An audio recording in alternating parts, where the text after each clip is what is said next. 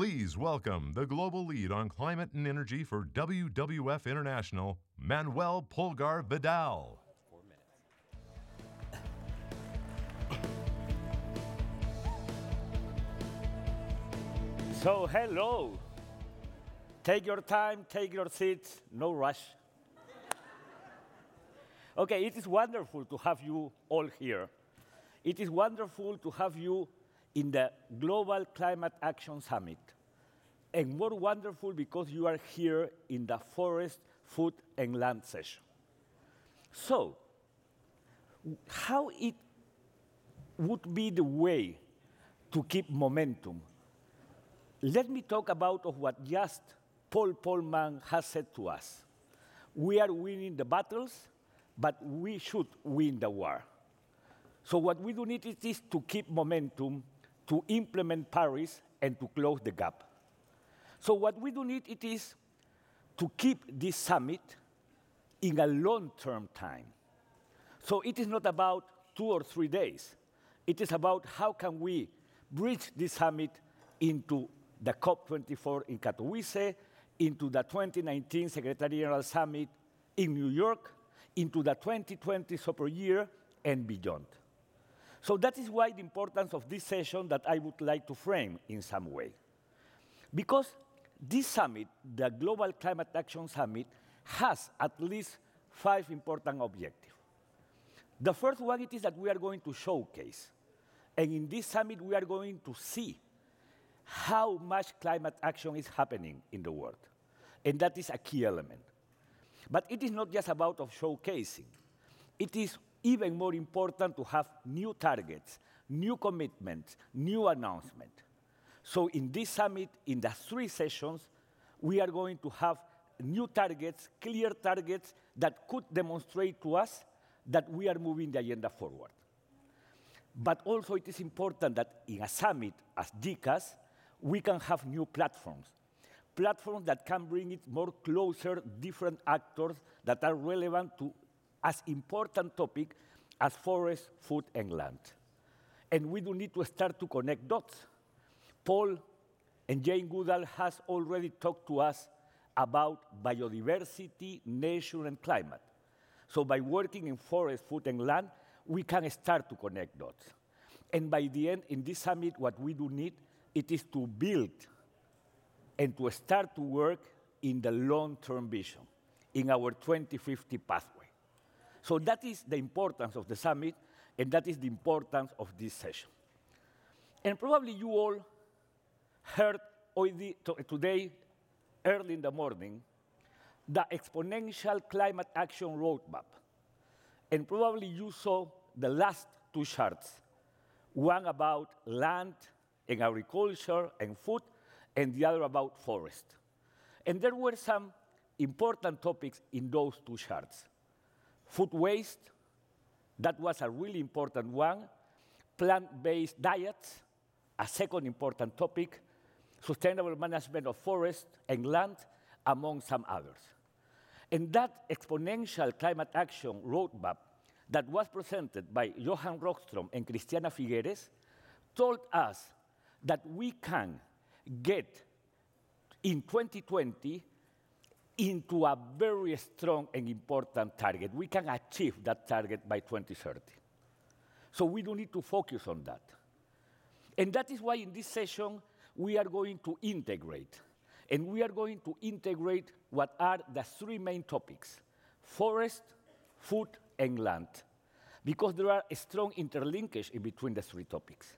We cannot understand the food system if we are not fully aware of what it could be the consequences in deforestation and in a poor land management. We cannot create a strong awareness of the people if we won't be able to make them understand that food it is related to climate and food it is related to nature. So that is why in this session we are going to have 3 segments. The first one is going to be about food systems, in which we are going to talk about healthy consumption, diets, and even more gastronomy. But after that, we are going to talk about resilient, resilience, we are going to talk about restoration and conservation. And by the end, the third topic, it is about transparent supply chains. A really important topic if we want to follow up and track what it is happening in which it is the source of the resources that are related to our food. So that is why the three are really important segments of this session of forest, food, and land. So we are going to have a strong announcement, key actors, we are going to have panels, some videos, and also we are going to have a strong presence and recognition of the role of indigenous people. So that it is about this summit and this session. So again, thank you very much for being here, and we are going to start with the first session, food systems.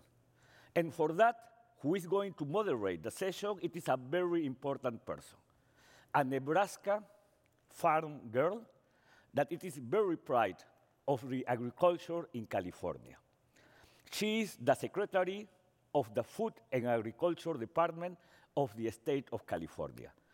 Let's receive with a warm applause to Karen Ross to moderate the first session. Thank you very much.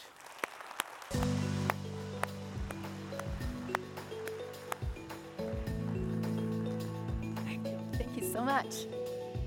Hello.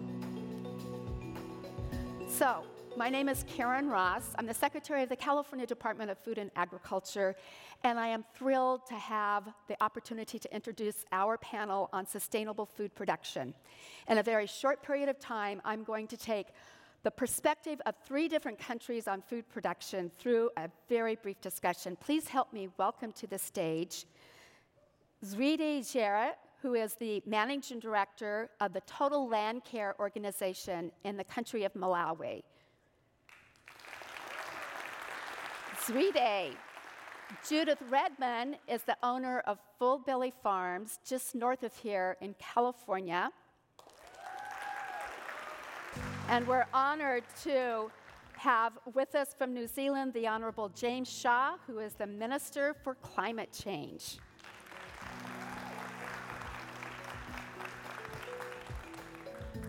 So if my panel members will forgive me for racing through this, I talk fast anyway, but we know the issue that agricultural emissions are about 30% of global greenhouse gas emissions. But there's huge opportunities for us to do something about that with climate-smart agriculture and sustainable farming practices. Zwide, what a challenge that is in Malawi and in Africa, where literally there are thousands of very small landowners.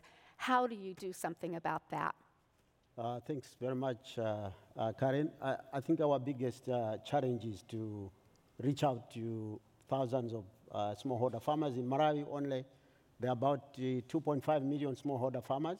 These are the households. So if you multiply by 5, you are talking about 12 million, which is close to about 80% of the population is actually, the farming is taken up by smallholder farmers. So for us, I think the approach is that we need to work with farmers through groups, because that's the only way we can reach out to many of them. So we organize farmers in groups, and then we make sure that the groups are also aligned along lucrative value chains, because I think the general thinking in the past was that farmers will only do subsistence farming, but we see now, once we introduce these climate-smart practices, farmers are now able to double production, and so I think it's important that farmers also are aligned to lucrative value chains, and also that they are in the marketplace. So the training is actually, we provide training, but it's the way we do it is that farmers themselves are learning from each other. They are doing it by learning instead of us imposing what we think we know better, because as you know, farmers know much better than ourselves. So it's important that they know the land, right? Yes, correct. Judith, you've been a leader in sustainable farming and organic farming for years. How do you think about climate and greenhouse gas emissions and carbon on your farm? Well, we think about those things a lot. I think California's made a good stab at helping farmers, supporting farmers as they try to reduce their carbon footprints. And I wanted to just mention a few of the programs that I really think are great. One of them has, in the last few years, there's a suite of programs, but one of them has protected over 80,000 acres of at-risk agricultural land in California, which is really important because on our farm and other farms, you can actually store carbon in the soil. And if you lose that land to urban uses, you can't do that anymore. But maybe more important than that is the fact that urban land emits many more of greenhouse gases than does farmland. And that's research that's happened in California as well as other parts of the country. So it's really clear that protecting agricultural land is a very important tool in our toolbox. There's several other programs. Briefly, one of them supports farmers as they reduce their use of water, make their water use more efficient. It also supports them as they reduce the energy that they need to pump irrigation water. And that program supports farmers to use renewable energy to pump irrigation water. And it turns out that in California, we've installed more renewable energy systems than in any other state on our farms and ranches. So I think that's another really important one. But especially dear to my heart because I feel like organic farmers have been real innovators in this space are the programs that support us in building our soils. And so there's also programs that I think are going to have huge payback over time that help farmers to use more cover crops.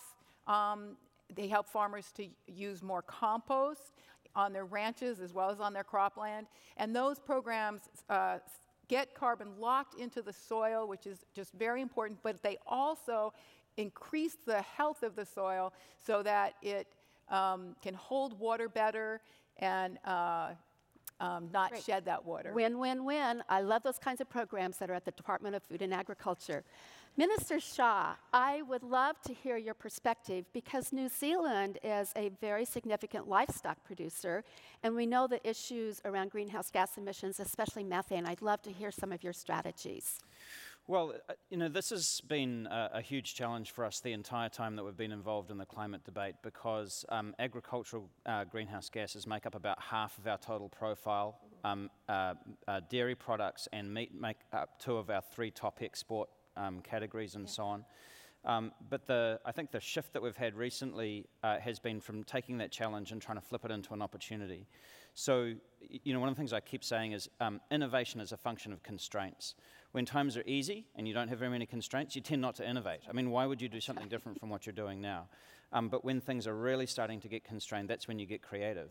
And the challenge of how to feed 10 or 11 billion people whilst producing next to no greenhouse gases is the greatest constraint anyone could have ever thought of. So it's the greatest driver of innovation. And so for New Zealand, that's the kind of the core of our strategy of where we're going at the moment. And it is about trying to flip the conversation from this being a problem into being a real opportunity for us. We can make it a positive opportunity. So with the time we have left, it's going to be lightning questions, lightning answers. But this is all about stepping up and scaling up. So how do we scale up? Where are the partnerships, the collaborations, or the other ingredients that we need? Zwide, what do you say from Malawi? For me, I think it's who are the major players. And I see that I'm very passionate that we see, and perhaps we are not very good at that. It's very important that we have more women and the youth. Yes. More women and the youth.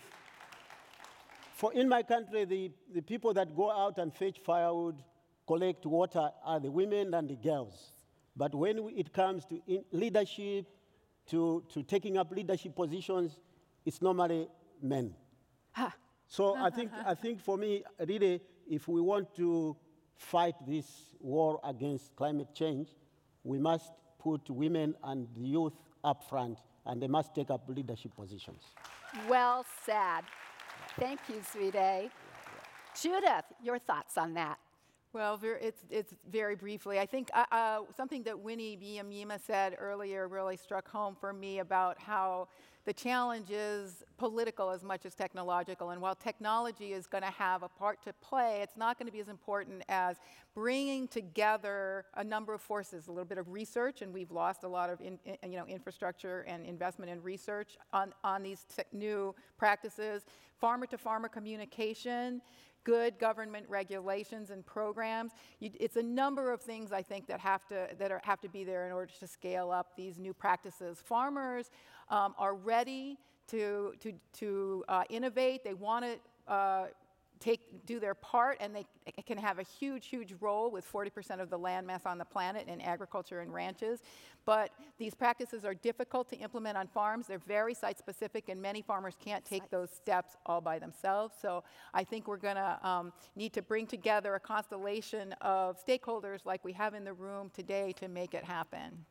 Thank you. Minister. Well, I think one of the greatest collaborations in agriculture has been the Global Research Alliance, which now has about 50-odd countries around the world collaborating on science and technology to bring down greenhouse gases, whilst at the same time increasing productivity, food productivity. But I think the next stage of that is if we're really going to not just get more productive, but really bend the curve on methane and nitrous oxide emissions and kind of get that down to anything like net zero, then countries are going to need to start talking to each other about how we work together on the economic incentives, not just the science and the technology.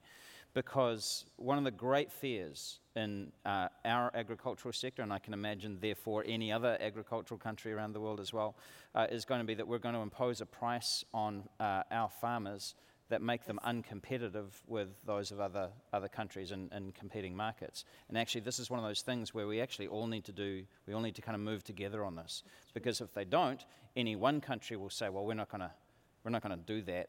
And so you end up slowing action down considerably. Yes. So in New Zealand, do you have incentive programs at this time, or it's still in the design phase?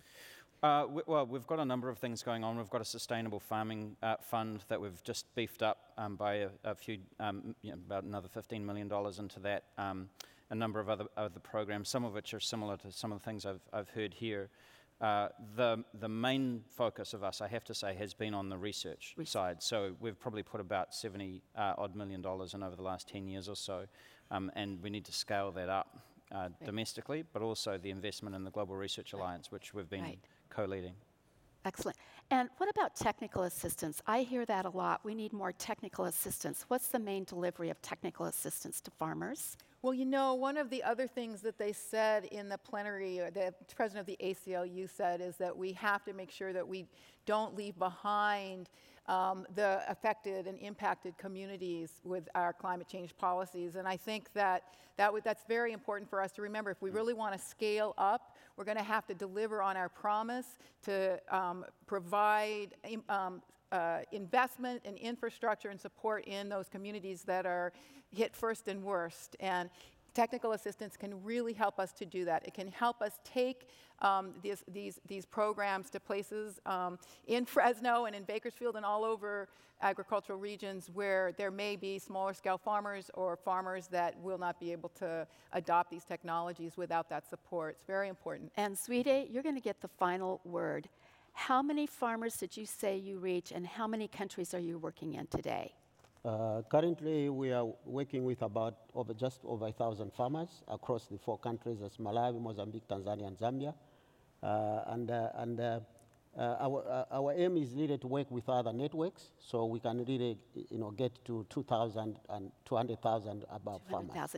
And if there were one ask you had today, if you could wave your magic wand, what would help you most in your region of the world? I think we need to. What we are seeing is the similarities between countries in terms of the problems that farmers are facing. So I think the most important thing is that we are learning across countries. Actually, even 2 days ago, visiting Tsunami, we found that even here we have the same problem that farmers face in that part of the world. So this inter-country learning and learning between farmers is, for me, is definitely the way to go. farmer-to-farmer networks are an age-old and very effective, successful way of getting these practices on the ground. Would you please join me in thanking this outstanding panel that in a very short period of time covered some really good topics. Thank you so much. Thank you. Thank you. And now, Sorry. oh, goodness. Please welcome the founder and chairman of Food Shot Global, Victor Friedberg. I got to introduce.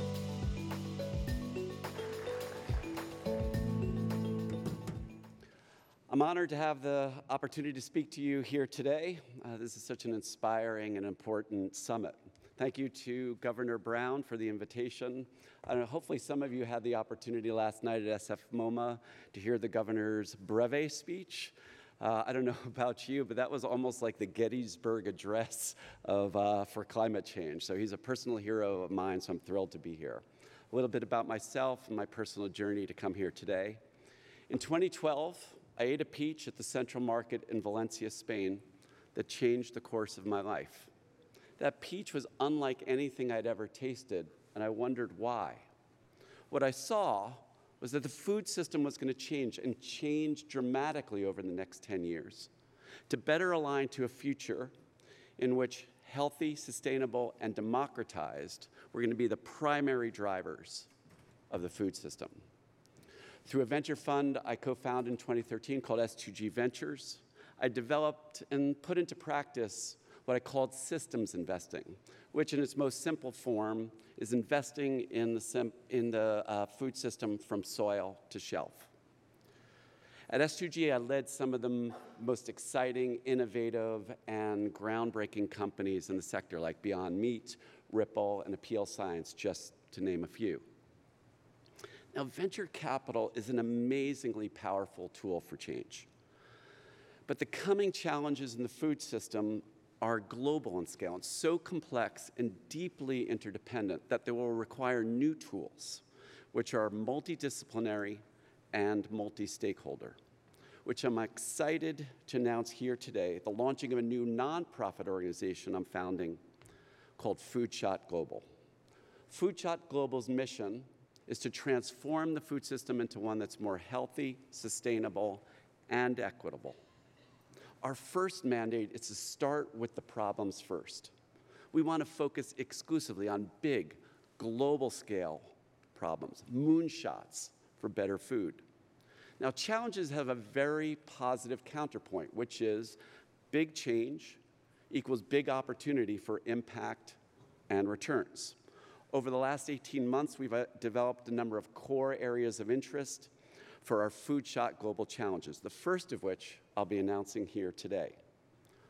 Our second mandate is to solve these issues through collaboration, as no one fund, bank, venture fund, university, nonprofit organization, foundation, or NGO alone can make the changes we need. This is going to need to be a collaborative, global effort, which is why I'm honored to be launching with such an amazing group of world-class founding partners, including Rabobank, Generation Investment Management, Mars, the Innovation Institute for Food and Health at UC Davis, the Rockefeller Foundation, the Walton Family Foundation through a new vehicle called the Builders Initiative, the Stone Barnes Center for Food and Agriculture, and the venture fund Armonia, as well as our resource partners, the Nature Conservancy, ACRE, the Foundation for Food and Agriculture, the Foundation for Food and Agriculture, the PATH Foundation, and the Soil Health Institute.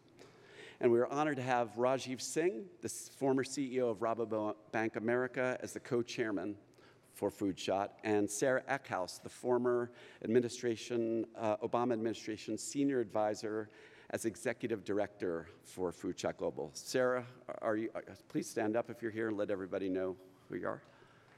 Thank you, Sarah. Our third mandate is to look into longer horizons, deploy capital across those horizons into what we're calling a capital continuum of prize dollars, equity, and debt. We want to empower visionary entrepreneurs and change agents. On the early end of the capital continuum, we've established the Groundbreaker Prize, a $500,000 a year award to rising star groundbreakers in research, social enterprise, and public policy and advocacy. The Groundbreaker Prize at launch will be the largest prize in food and agriculture. Further down the capital continuum, we've aggregated up to $10 million a year in equity and $10 million a year in debt to invest into food shot global companies. As importantly, we have amassed invaluable capacities to provide R&D, piloting, commercialization, and business development. So now that Food Shot Global is a fully formed organization, we are thrilled to announce today our first inaugural Food Shot Global Challenge, which is Innovating Soil 3.0. Now, why soil? Of all of the challenges in food coming our way, why start with soil? Well, first, it is the essential resource for growing food, and it is systemically deteriorating at accelerating and alarming rates. Any future that imagines 10 billion people eating healthily, equitably, and sustainably will require soil, healthy soil. And soil is the nexus, the inflection point between agriculture and climate change. As we all know, 30% of GHG emissions comes from the agricultural sector, but some supporting data is also eliminating. 25% of the world's agricultural soil have degraded to the point where they're no longer reliable for agriculture. 10 million hectares of cropland are lost each year to soil erosion. I've been told that that translates into 30 football fields of soil lost every minute. For every 0.1 meter of soil eroded, yields are reduced 4%. There's a 10% loss of yield for every 1 degree rise in temperature. And we burn 10 calories of fossil fuel for every 1 edible calorie. That's just not sustainable. But the system problems are even deeper than that. Soil is the nexus not only between agriculture and climate change, but agriculture, climate change, and nutrition. In 2050, when population is estimated to be 10 billion people, and unfortunately, there are some estimates for CO2 concentrations to be at 500 ppm. Nutritional levels for protein, zinc, and for iron are estimated to reduce 3 to 17% in otherwise stable crops such as wheat and rice. The Harvard study, which is the basis for those projections, identifies these future nutritional impacts at 550 ppm. 2 billion people will be deficient in at least one essential nutrient. 1.4 billion women and children under 5 will be at a higher risk for iron deficiency. 122 million people will be protein deficient, and 175 million people will be zinc deficient. Staggering projections with profound future implications for human health, food security, and thus for geopolitical security. Well, let's not realize that future. Let's not treat soil as either a victim of or even an antagonist to the tragedy of climate change. Instead, let's treat soil as a potential hero. We need to build a new soil operating system, Soil 3.0, in which investments and advances in genetics, biology, chemistry, machine learning, predictive analytics, visualization, and robotics will allow soil to not only sustain 10 billion people, but sustain the planet. So here's my call to action. If you are a researcher, entrepreneur, change agent, please become a candidate for Food Shot Global. Foodshot.org just went live. Or if you know a candidate that you feel would be helped by Food Shot Global, please send them our way. Or if you're an organization and would like to join us and our partners, please come find Sarah and I. We are so honored to be invited to launch Foodshot Global here with you today and to join our fellow delegates to support the 30 by 30 challenge goals. This is an important framework. Foodshot will do its part to use them to guide our mission to transform agriculture from now a major contributor to climate change to one of the most promising pathways to reducing it, and thus laying the groundwork for a food system that truly is healthy, sustainable, and equitable. Thank you.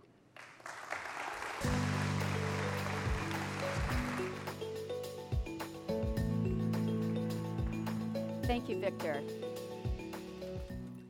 So, to repeat something that Mayor Bloomberg said this morning, we need to do this from the ground up, which was the soils discussion and the farming before that. I'm really excited to have this next panel join us on Farm to Every Fork, Healthy Eating and Food Waste. Please welcome to the stage Ted Monk, who is Vice President of Sustainability and Corporate Responsibility for Sodexo, and Stephen Satterfield, Executive Chef and co-owner of Miller Union in Atlanta, Georgia. We regret that Mayor Ted Wheeler from the city of Portland was called back to the city this morning, so it will be the three of us carrying on this great conversation.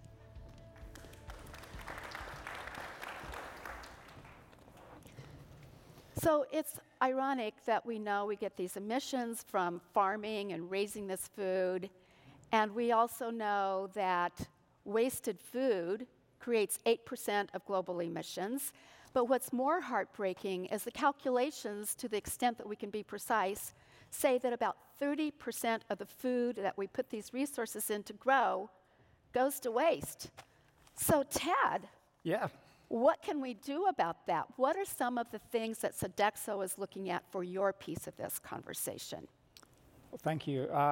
So we're a very large company operating in 80 countries, providing food services in universities, hospitals, corporations. We serve millions of meals every day. This is food waste, and the prevention of food waste has been something that's been on our corporate agenda for many years now. I think it really all crystallized with UN Sustainable Development Goal 12.3. So what are we doing? I think the approach we've taken is, first of all, building the awareness. We've talked about this earlier, that you really have to win the hearts and minds of people who are actually preparing and serving the food. And before you can start doing anything with tracking and mechanisms, you've really got to help people understand the extent of the problem. So we've spent a lot of time on behavior change, with creating that awareness with our employees, but also with our customers as well. So the second part of that is to look at our processes. The third part is to figure out the metrics, and that's a really important part of it. And we partnered with a company called LeanPath to do that. And I'm not sharing any kind of secrets here, but wherever we've implemented the food waste tracking technology, we see reductions in food waste of about 38%. So this is, you talk to the employees at an account, you explain why food waste is important, you build in the tracking technology, and once they start to see that they can have an impact, then it builds upon itself. So 38% is a huge number. Yes. And then finally, we establish collaborations with organizations in NGOs like ReFed, WWF, those kinds of organizations. Great. So Steve, in a restaurant like yours, I mean, we have kitchens all around the world. What do you do? You're one kitchen. Tell me about your approach on this. Right. So Miller Union is, we have under 50 employees. We serve a much smaller amount of people per day, but we're a busy restaurant. And so we've always operated as a green business. We opened with a composting program from the moment that we opened our doors. So that's something that's been really important to me, to divert food from landfills, knowing that restaurants are big culprits in food waste that goes into landfills. But some of the other things that we do as of the past 5 years or so, we've started analyzing our waste streams and figuring out what part of the food that is going into waste that could be repurposed in some way. And we have sort of a 3-tier system as we track our potential waste. And that is, if there's enough of something that we can turn it into a flavorful dish for a special or a menu item, then we will do that as our first tier. because that's a way we can generate money and actually change our bottom line and make our food cost at a better percentage. Other options are feeding the staff. We do feed our team twice a day, lunch and dinner. And so we can look at those things where maybe they wouldn't be at the caliber of what we would serve to the guest for that's paying for an experience, but it's still nutritious and delicious and can be easily assembled for the team. And some of that can be like overripe fruit or wilted lettuce or whatever, and we can make it taste great. And then the last tier is, okay, maybe we have so much of this that we can't really, save all of our fall squash peels, so we're going to put that in the compost, and we're okay with that. And so that's just sort of how we analyze the waste. That's great. So was there a surprise in this learning process? It sounds like you've been doing this for quite a while. You've been doing it, you said you've had compost since the beginning. Was there something on this journey of this is being wasted, how can we redo this, that surprised you that maybe was more difficult or easier than you thought it would be? How about for you, Steve? I think that the best way to approach that is to get the whole culinary team involved. So make it a personal challenge for each individual. Like, hey, think about something that we can do with all these fennel fronds or, these squash seeds. And it's fun to see people's creativity come to life. And if they have some kind of culinary training, it's a great challenge to try to make something great tasting out of it. And so we do lots of experiments, a lot of times on the vegetable side, because I think there's a lot of vegetable waste that is underutilized. And I don't look at it as waste, I look at it as food until it goes into garbage, then it's waste. So there's a lot of possibility there. Okay, how about for your company? Yeah, the number one item of waste is vegetables. We track it. You would expect that maybe to be the case. It's a lower value item. I think the thing that's not surprised us, but we've worked hard on is changing people's mindset that food is a resource. There are inputs to it. Yeah. It isn't something that you can just discard if you don't like it. And when you start to work on getting people to understand that it's a resource, then people, I think, start to behave differently. I'm not pretending it's easy. We have good days in our journey and not so good days. Yeah. But we were talking about a great example, a real quick one. National Geographic is a customer of ours in Washington, D.C. They make smoothies. They had 4 pounds of pulp every day, and someone suddenly said, well, why are we throwing this away? And so they figured out that if they dried this pulp out and they made it into pulp chips, they could sell it. So something that was waste was converted into something that was revenue. And I think, Stephen, that's what you talk about, is how do you stop thinking about food as something that's disposable? It's okay to throw it away, to something that has value. Yeah. Well, and the real problem with food waste in general, it's a cultural problem. And the fact that we don't value food the way we used to is the reason why food is so easily disposable. That's a great point. So quickly, how are you going to scale up? Do you have an announcement you'd like to give us? Well, a subtle. couple of great things that I've been working on. I do a lot of work with the James Beard Foundation and their impact program, and I served on a steering committee with several other chefs and food professionals to advise on a culinary school curriculum, and it's a food waste curriculum for instructors. And the instructors can view this, and actually the first 500 instructors to sign up were able to access all the information for free. We did a series of videos and talks and recipes. And then also the James Beard Foundation in October is publishing a new book called Waste Not. And it has contributions from chefs, from nominees and finalists from the James Beard Awards, and it's a really fantastic book, and I'm one of the contributors. That's great. I wish you had him with you. I could get an autographed copy. Yeah. For Ted, I'm going to ask a hard question now. Diet, what we eat, it's so much about who we are, how we interact with our family and our friends, build community, and that's if we're lucky that we have access to good, healthy food 2 or 3 times a day. But how do we bring in this conversation about changing diets? How do we do that without offending people or leaving someone out of that conversation? An opportunity to do something about it. Yeah, that's a really, really big topic. So after food waste, the greenhouse gas emissions associated with the food production are the next major area. I think with the approach we've taken, and we've seen this trend much more over the last 3 years, obviously, is towards more plant-rich diets. We're not advocating that everyone should become vegetarian or vegan. What we are advocating and have been advocating for a while is educating our consumers about the health benefits of a plant-rich diet versus more animal protein. So instead of meat being the center of the plate, maybe plants become the center of the plate and meat is the accompaniment to it. That resonates really well in our university business, but it also resonates really well in our corporate services business, and even in the K through 12 business, in the K through 12 market.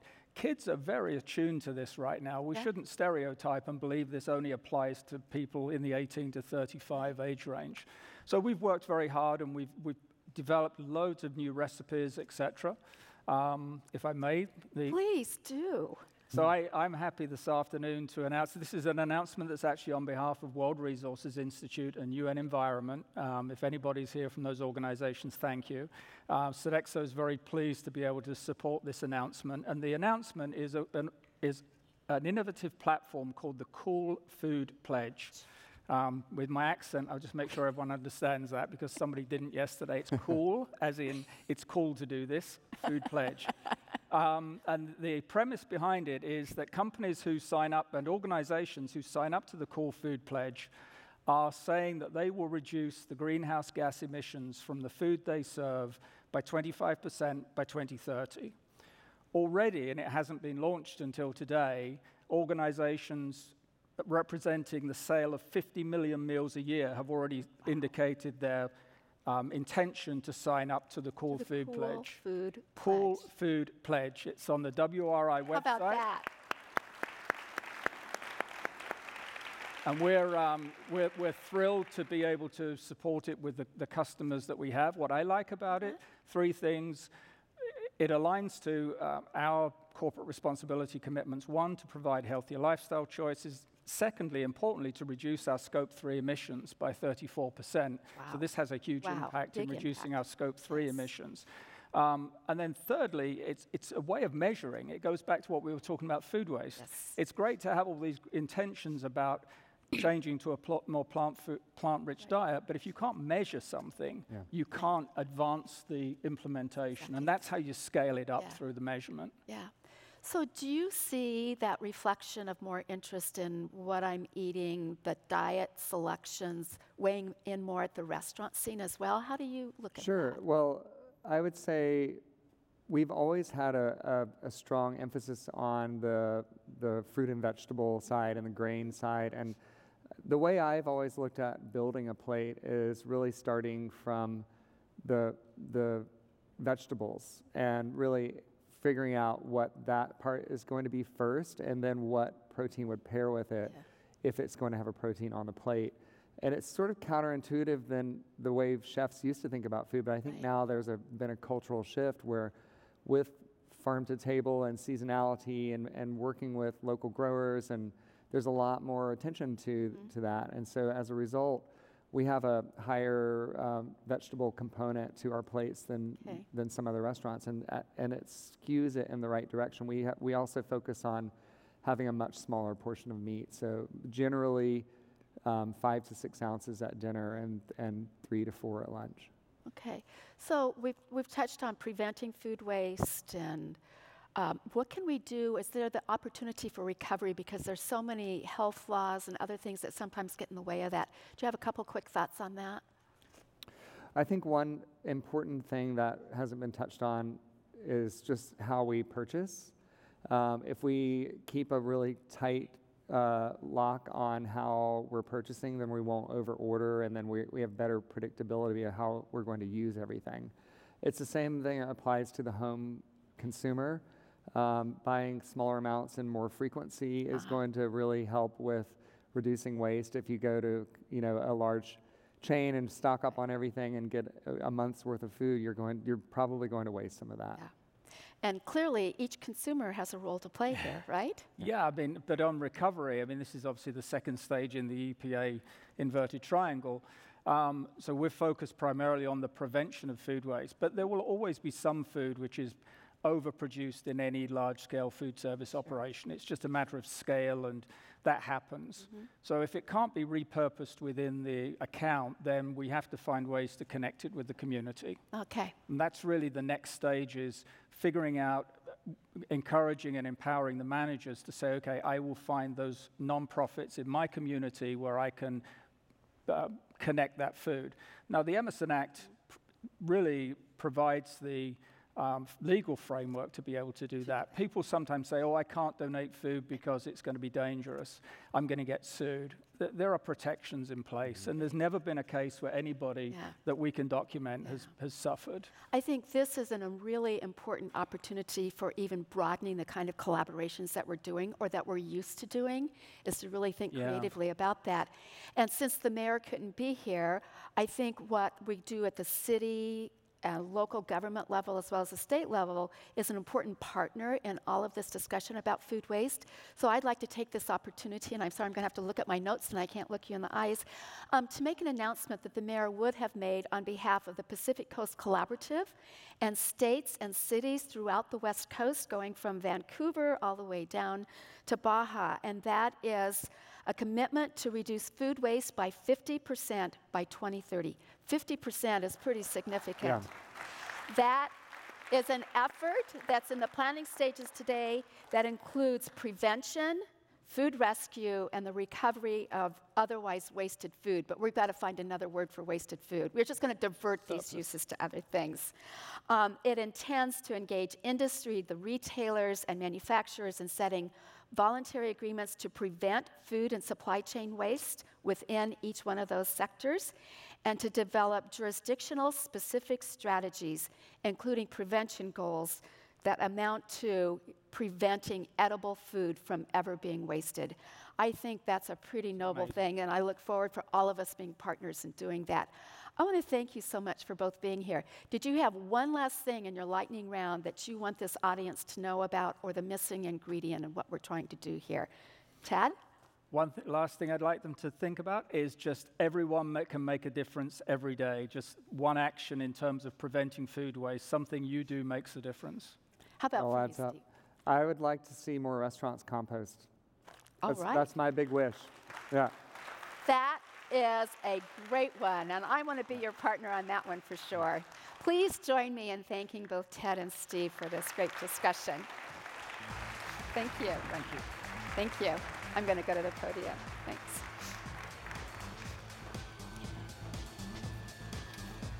Okay, I promise I did not feed that closing line from Steve into what I'm going to announce, because one of the things about this discussion, starting with the farms, ending with the food waste, and his desire that every restaurant would go into composting, is very much about this closed loop of farm to fork to farm. And so today, with our partners from France who couldn't be here, I'm pleased to announce our contribution to Stepping Up for Climate Action, which is a global soil health challenge. This is important because we can sequester carbon in our soils, we can capture it from the atmosphere, and improve the productivity of those soils, the drought resiliency of those soils for food security and food access forever. This challenge specifically calls on governments to include soils as part of their climate strategies by including soil in their nationally determined contributions or the equivalent of their climate action plans. Very few governments, and probably only about 8, have included soils in their climate strategies, and this challenge aims to reverse that. Listening to Johan Rockström this morning, I am excited to be a part of a soil health agricultural revolution. This challenge will encourage governments to enact incentives and programs to promote soil health and the widespread adoption of sustainable farming practices. And it will further enhance partnerships for soil health within the food system, for healthier soils, growing healthier food, for healthier people. I'm thrilled to be a partner with France and build upon their very successful 4 per meal initiative that they announced in Paris 2 years ago, And I look forward to having a long list of subnational governments, countries, cities, and corporations joining us when we are held accountable when we go to New York City for the next convening of the Climate Action Change Summit. Thank you all so much, and it is my pleasure to bring technology into this discussion by introducing Lucas Joppa, who is I'll get the title right, excuse me, Lucas, I was trying to do this. He is with Microsoft, and it is a technology solution hastening land sector progress. Please welcome Lucas Joppa, the Chief Environmental Officer for Microsoft. Lucas. Sorry, I messed that up. I'm excited about Good afternoon, and we're here talking about global climate change and food systems, so titles don't really matter, trust me. So we are here talking about food systems in this session. I don't have a lot of time, so I'm just here to deliver a very kind of simple point. Microsoft is not an agriculture company, even though we try to feed about 100,000 of our employees across the world every day. We don't have plans on becoming an agricultural company. However, we do believe that our core competencies in software engineering and more recently, artificial intelligence, as well as our industry peers, are going to be the underpinnings of a new agricultural revolution, a data-driven, machine learning-driven agricultural revolution that won't solve all of the issues that we've been talking about in this session today, but will, hopefully, make fundamental contributions to changing the way that human societies monitor, model, and ultimately manage Earth's natural systems. Because agriculture is not the only land use, of course, that shows up all around the planet. There are many different types of land use policies, of which agriculture is one and a significant contributor in the global climate debate. But what I think about every day in my role is how technology can hasten progress in the land use sector as a whole. And really what I do when I wake up and I think about that is I think about how technology can change the way that we understand what is where, how much is there, and how fast it's changing. First, what I want you to understand is that while we live in a so-called information revolution or an information age, and we may be entering a new fourth industrial revolution, and that information age permeates every aspect of most of the lives that you live today, it has not fundamentally altered the fact that we are principally flying blind when it comes to understanding our natural world. Just one small example here in the United States, one of the most technologically advanced countries on Earth. The best available data set that we have about where our forests and our fields are, our waters and our urban areas, our roads, etc., is at 30-meter resolution, and it's almost 8 years out of date. I don't know about you, but a lot has changed in my life over the past 8 years, including a lot of deforestation up here. So, you know, the opportunity here is to be able to change our understanding of what is where, how much is there, and how fast it's changing, and then use that information to better understand what policies work, when and where, and to be able to perform a more efficient planning process for the future. Thank you. Let's see if we can pull that off. But that was really the motivation behind an announcement that we made at Microsoft last December when we created a new cross-company program called AI for Earth, the first program of its kind inside Microsoft that's dedicated to deploying our 35 years of investments in AI research and technologies in the 4 key areas of agriculture, water, biodiversity, and climate change. And there's 2 things that I want people to understand in the short amount of time that I have left. One is that every one of you can get involved in that program. You can visit our website at AI for Earth. You can apply for access to resources, whether that's computational resources or technical expertise from our machine learning experts at Microsoft. So please, if you have ideas, machine learning, or just in general technology-first approaches to changing how we use lands and waters across this globe, let us know, because that's what we're thinking about each and every day. The second thing that I hope everybody can do, because we don't have time for a Q&A, and I can pretty much guarantee somebody would ask me this question in a Q&A, is, well, what's the one thing everybody can do, right? And for me, what I want everybody to understand is that we should be just as impatient about the use and influence of technology in the way that we manage natural resources and the way that we wage the war against climate change as you are with the way your smartphone loads a browser or your email application crashes. That same level of impatience, bring that to the most important fight. And I want you to know that we at Microsoft, and I hope the rest of the technology sector as well, is with you in that aspiration and that desire to use artificial intelligence to plan for and create a better environmental future. So thank you so much. Thank you. I know we're well behind, so I will turn this back over to the organizers now and let you get on with the rest of the amazing lineup that I know that we have here at GCAS. Thank you so much.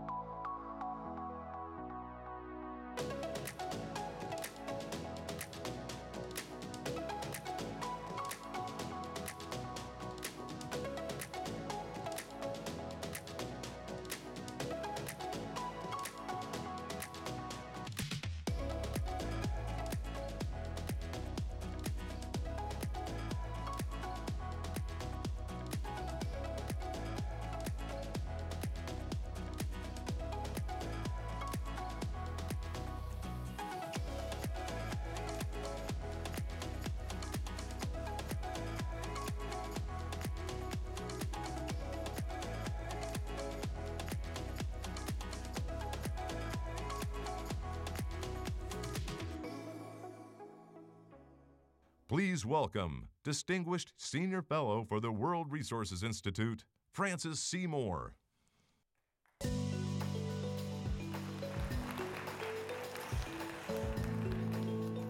Good afternoon, everyone. I think the title of this session is a double entendre, because we're talking about grounded in the sense of keeping carbon in the ground and its vegetation, but we also need to keep our strategies grounded in the politics and economics of individual places. Climate change is becoming personal for all of us. For me, I came out early, visited my best friend from 7th grade in Santa Rosa. You can't avoid the disaster tourism from the fires. I'm checking my email all the time about an update for the weather report from North Carolina, my home state. So with these kinds of events happening all around us, we cannot afford to leave the forgotten solution off the table. To introduce us to these topics of conservation, restoration, and resilience, we're going to follow the example of this morning's plenary and start with 3 powerful female voices. The first of those will be Hindu Ibrahim, who is the co-chair of the International Indigenous Peoples Forum on Climate Change. And Hindu is going to tell us about the contributions of indigenous and local communities to mitigation, as well as their challenges with adaptation. We'll then hear from Maria Josela Pangilinan, who manages Conservation International's program on climate resilience in the Philippines. And she's going to be telling us about mangrove conservation and restoration and the land tenure and governance issues that need to be resolved to take advantage of that opportunity. Third in line will be Carol Saint Laurent, who is the Deputy Director of Forests and Climate Change from IUCN. She's also been the leader of the Global Partnership on Forests and Landscape Restoration and the Bond Challenge, so there's no better person to tell us about the opportunities and challenges of forest restoration at a global scale. Hindu, please take it away.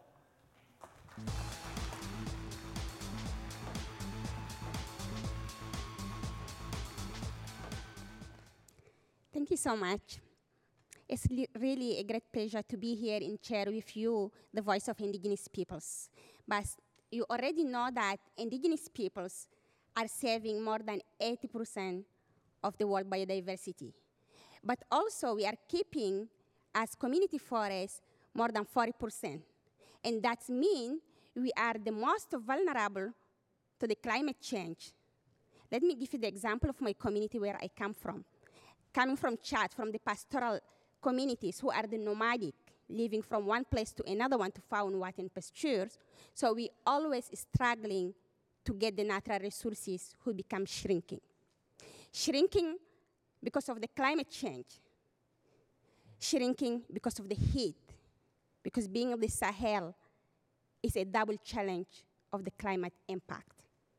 You can be impacted because environment is degraded, but you can be also impacted because of the social aspect that brought by the climate change. But as indigenous peoples, we are not only on this negative way. We are the solution to the climate change. We are the solution by our indigenous people's traditional knowledge, those knowledge that we hold from the century. We learn it by observing the nature. We learn it by observing birds, animals, trees, and all the environment that we live around.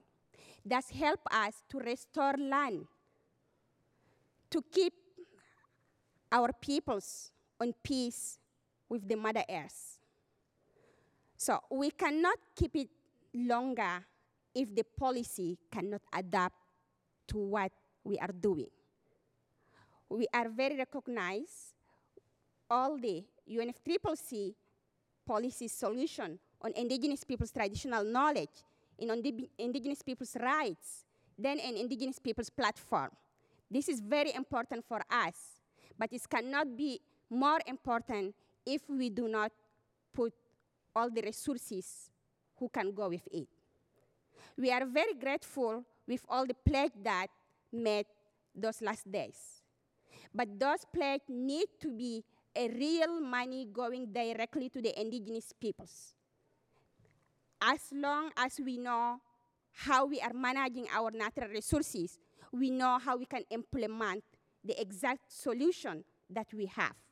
And this is very important for us, not only to keep the environment, but to keep the peace among the peoples who are fighting for the resources, to keep our identity, because we are the peoples, we are coming from this land, and these resources are important.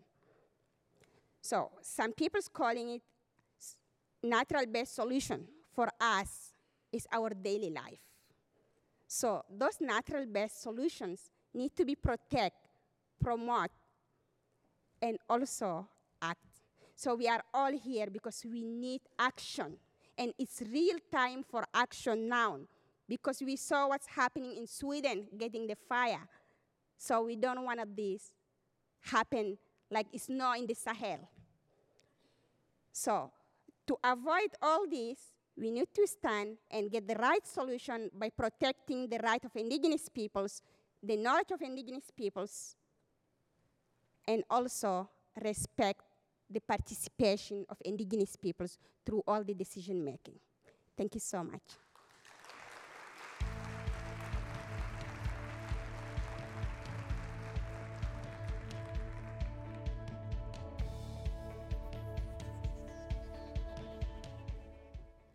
Good afternoon. Extreme weather events due to climate change has become the new normal. These events are happening more frequently and are becoming more intense. Today, another super typhoon is expected to hit my home country, the Philippines. This brings back memories of November 2013, when one of the fiercest storms in history, Yolanda, devastated my country. Yolanda brought monstrous winds that uprooted trees and tore roof off of houses and buildings. Huge waves as high as 2-story buildings smashed into communities along the shore. 4 million people were displaced. 6,400 lives were claimed. After the storm, I was tasked to deliver equipment donations from Conservation International to an island community in Concepcion in central Philippines. Concepcion was one of the areas that was severely ravaged by Yolanda. During my visit, traces of devastation can still be seen. Uprooted trees are scattered along the beach. Remnants of storm-ravaged houses can still be observed. Families were living in tents. This was a pretty sad sight for me to see.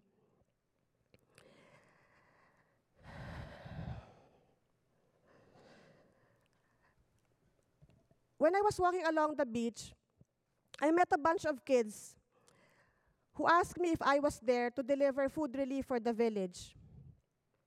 They told me that they haven't had a decent meal in days.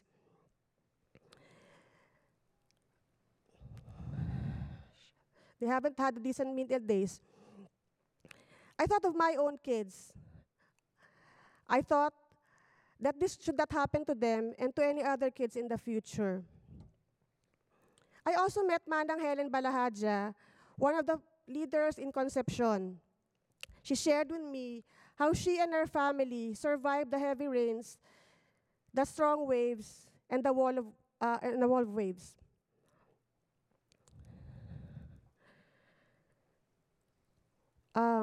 Sorry. I met Manang Helen Balahadja. Sorry.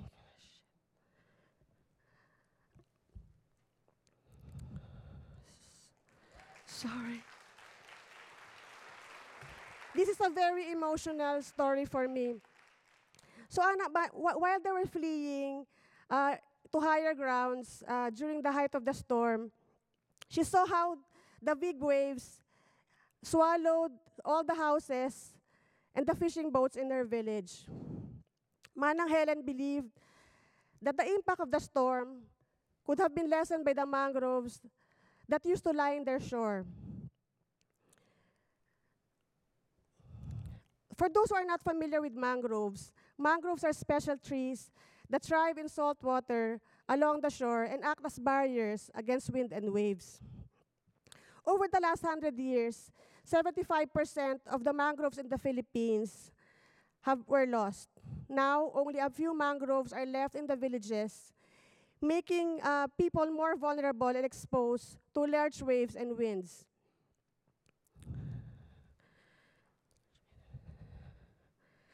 At the moment, we are currently working with communities in devastated regions in central Philippines to restore these devastated areas. We are working with government to come up with solutions to ensure that mangroves are protected, not only for coastal protection and fisheries, but highlighting its role in climate mitigation. Currently, the Conservation International have doubled the restored area of mangroves in the Philippines.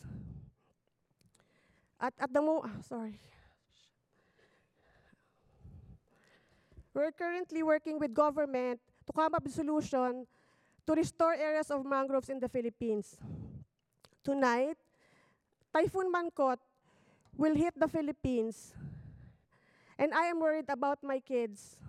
I am worried about the coastal people in the Philippines. But with the work that we are doing in restoring mangroves, I am hopeful that communities like Manang Helen's will be better protected in this big storm and in the next. Thank you.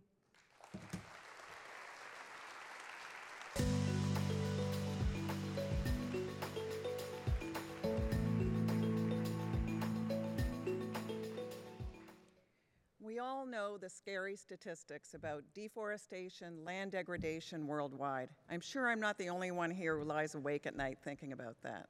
But what if we flip that on its head and also see an opportunity in there? What if we, as mayors, NGOs, CEOs, ministers, governors, convert our degraded, unproductive landscapes into a great natural climate solution? We've been working on restoration for a very long time, but in the last 20 years or so, we started thinking that a new approach was needed. One that doesn't just look backwards at what was in the past, but that looks forwards to what societies will need in the future. We call this forest landscape restoration, but the name really doesn't matter.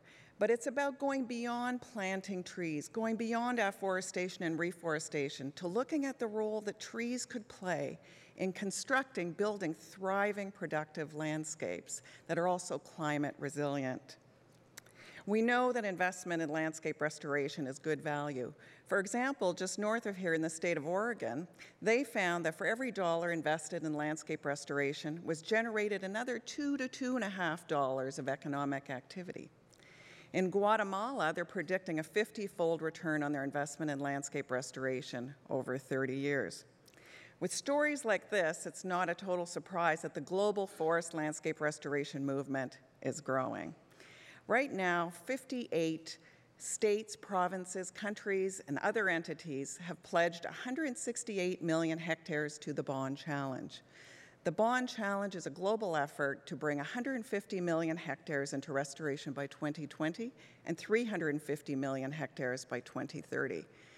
Let's try to visualize that 168 million hectares. That's 4 times the size of the state of California. And this is being picked up in lots of other places. For example, in Pakistan, they call this restoration movement a restoration tsunami. They've recently said they will plant 10 billion trees as part of this restoration tsunami in the next 5 years. In Rwanda, they're restoring landscapes border to improve water security, create livelihood options for people. In the Yucatan Peninsula in Mexico, states are restoring landscapes to increase coastal resilience, conserve biodiversity, and foster low emissions development. In the United States, very large-scale forest landscape restoration initiatives dealing with the after effects of catastrophic wildfire and drought. And at the same time here in the US, those initiatives are generating about $200 million of labor income every 2 years. Now, the thing you haven't heard me talk about very much so far is the mitigation potential of forest landscape restoration. It does seem that oftentimes climate is not the main driver, only driver of restoration action, but it's definitely a significant benefit. The recent research tells us that forest landscape restoration combined with improved land stewardship brings us the most cost-effective natural climate solution.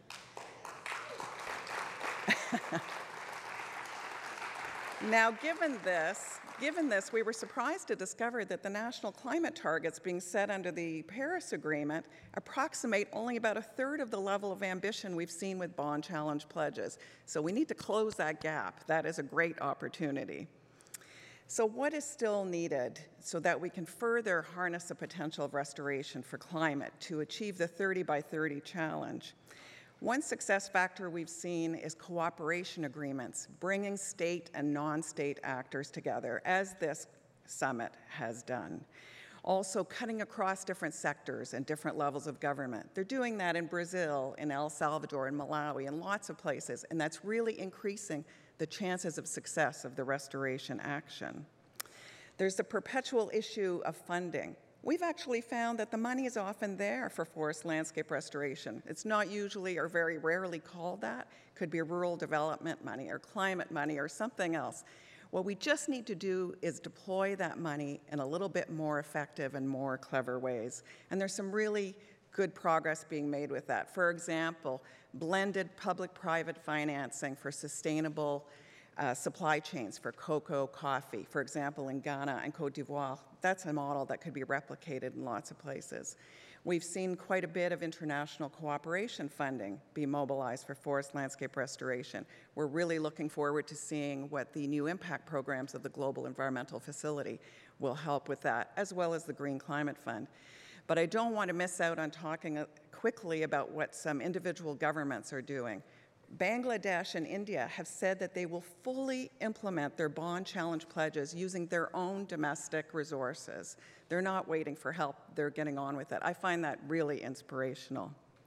So just in closing, I'll just say, we've barely scratched the surface of the potential of forest landscape restoration for climate, for biodiversity, for business, for people. If we could just stretch out a little bit further across sectors, across state and non-state actors, across multiple policies and levels of government, if we could just reach out a little bit further, then we could really capture the forward-looking potential that forest landscape restoration offers. Thank you.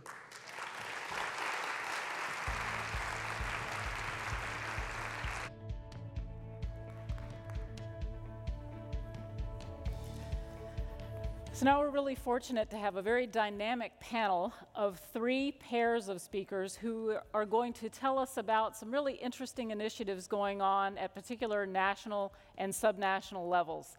First, we have Minister Ola Elvestuen, the Minister of Climate Change and Environment from Norway. We have Governor Manuel Victor Noriega, who is the governor of San Martin region of Peru. We have Patricia Serrano from the Pro Amazonia program, UNDP Ecuador.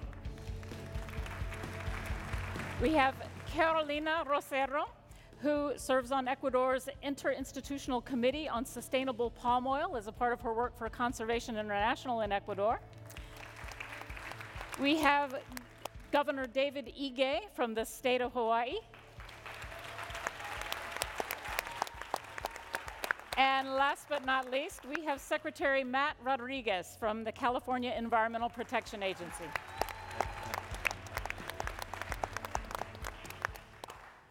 So, Minister Elvestuen, Yes. I'm one of the many people who has benefited from the unparalleled financial investments that your government has made in efforts to protect the world's tropical rainforest. So apparently many others are here as well. So could you give us an update 10 years in to your significant investment? What Norway's International Forests and Climate Initiative has been doing to contribute to the 30 by 30 challenge, and why you think investing in subnational jurisdictions such as the one headed by Governor Noriega and in private sector approaches are promising ways forward? First, I would like to thank your work also for protecting forests, and it's an honor to be here. Now, Norway's program for rainforests has been there for 10 years. I don't think I should go back to everything that we've been working on. But what I'd like to say is that we are there for the long run. I mean, you have the NICFI, you have the initiative that you have for climate and forests, and in the Parliament of Norway, we are now contributing about $400 million every year to this. And I must say that every party agrees on that. So the commitment now is to keep that level, or at least that level. That's important, at least that level, at least until 2030. And the importance of it is, of course, how important rainforests are. I mean, this is about keeping the world as we know it, and it's about we cannot reach the Paris goals without keeping the rainforest. So this is a program for the whole world. So when it comes to local governments, they are, of course, important. I used to be a city councillor in Oslo. I've also been a vice mayor there. So I know all the fights that you always have to take on the local level. That's where the real decisions are. So, of course, it's important for us to support governors, to support mayors that are in this struggle. And that is also why we support the Governor's Climate and Forest Task Force in this period in the future. So I think that is a given. You cannot reach these goals if you do not have a good cooperation on every level of governance. So that's a reason. When it comes to the private sector, first, the private sector, they are the ones that then we need the progressive private sector, that they are kind of like they have to believe in this, They are the ones that needs to have the initiative. They are the ones that needs to have the ideas. How can we have a business without deforestation? So we have several cooperation also with the different parts of the climate sector. And I think also the work that's been done on the new climate economy shows that we can have a economic growth without deforestation. That is important. And for us, we are then supporting also and Green Fund is part of what we are supporting. And the Tropical Forest Alliance is important. So we try to be on several levels also within the private sector. That is crucial to find the ideas that we need. But of course, what is most important still is the public sector. I mean, it is the governments that we need to change, and the governments together with the local governments. They are the ones that need to make the forest-friendly regulations. They are the ones that are responsible for land use planning that is right. They are the ones that put in the right laws so that we protect indigenous peoples and that we have a good law enforcement. I mean, illegal logging is a huge problem that have to be fought. So the governments must, in many ways, they must make sure that we have a level playing field for also businesses, so that they can also have their responsible approach. So in the end, I think for Norway, our message is that we are here for the long run. We will be supporting at the same level that we have been, or stronger. We want to work with governments as we've done until now, but also have cooperation with local governments. They are important on every level, and we have to build together with the business community the solutions that we need to develop business solutions without deforestation. Thank you.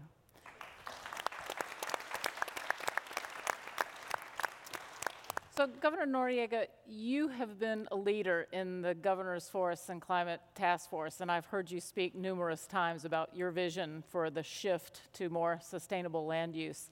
Could you give us a sense of how international support, such as the kind that Norway has given, or private investment, can help you and other governors make that shift to sustainability in a way that is not only economically viable, but politically viable, and can help people like you get reelected? ¿Nos puede platicar un poco acerca de cómo las intervenciones pueden ser benéficas? Gracias, Frances. Thank you, tenemos Frances. que entender que la mitigación y la adecuación al cambio climático es un reto global. We have to understand that mitigation and adaptation to climate change is a global challenge. No solamente los gobiernos nacionales que han firmado el Acuerdo de París, sino también las empresas, la sociedad civil organizada y los gobiernos subnacionales. Y en este caso que yo represento a un gobierno subnacional que en cierta forma nos hemos agrupado, y este año, como bien sabes, estamos celebrando 10 años de la creación de GCF. So not only national governments have to be implied, not only those who signed the Paris Accord, also businesses and organized civil society and subnational governments have to take part in this.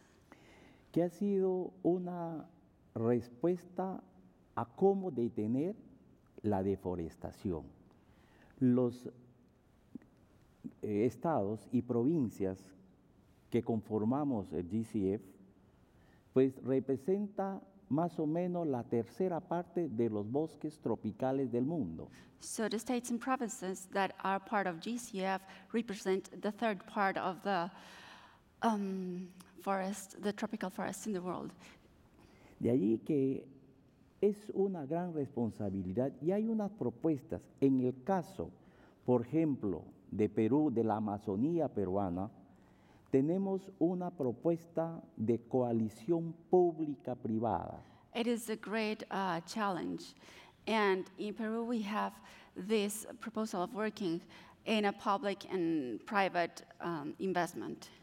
Con participación de las organizaciones civiles, con participación de la empresa privada, con participación de los productores y de algunos sectores ministeriales del gobierno nacional que cada vez están incrementando. With the participation of local governments, of businesses, and with other offices of the government, that we are working together to make this work. Esta coalición es una plataforma que nos permite evaluar 3 puntos importantes.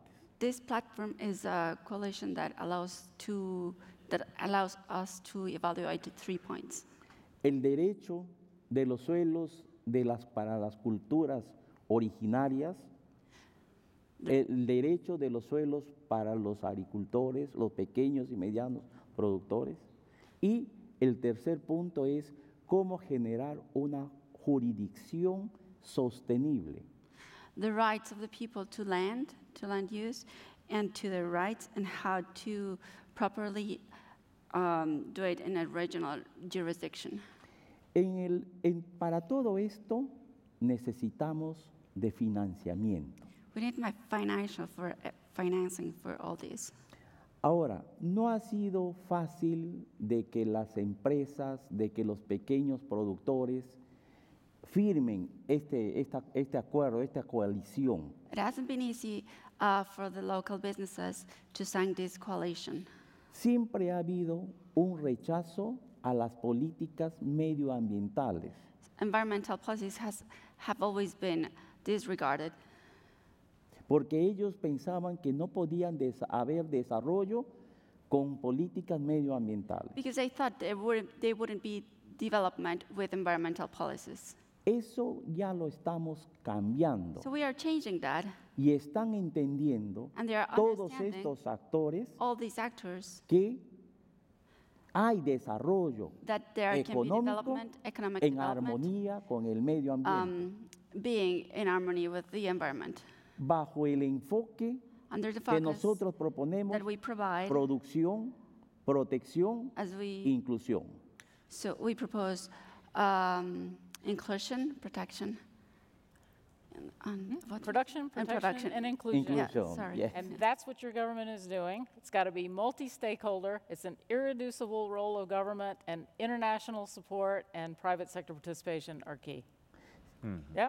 Okay. Es lo que está proponiendo el gobierno, entonces. Sí, pero wait a minute. So, wait a minute, please. Queremos que, en este caso agradecemos a Noruega por todo el apoyo y también invitamos a la comunidad internacional que nos ayuden a poder generar instrumentos para poder los pequeños agricultores accedan a un financiamiento porque lo que nosotros queremos es que se incremente la productividad, no que aumente áreas de cultivo. Incremento de productividad significa invertir en tecnología, que es importante. Y en eso, como gobierno, a pesar de los recursos muy escasos, hemos destinado un fondo para garantizar esos financiamios para que el pequeño agricultor acceda a créditos. Pero necesitamos más. But we y en need eso, more. And that is why we're inviting the international community to help us.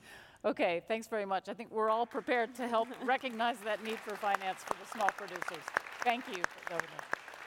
So now we're going to turn our attention to Ecuador. Now, I don't know about you, but for me, like over the last year, suddenly I'm hearing about Ecuador everywhere I go. Oh, Ecuador is one of the first countries to fulfill all the UNFCCC requirements for eligibility for REDD+. And Ecuador gets one of the first grants from the Green Climate Fund. And oh, Ecuador is signing a new agreement with Norway and Germany in June.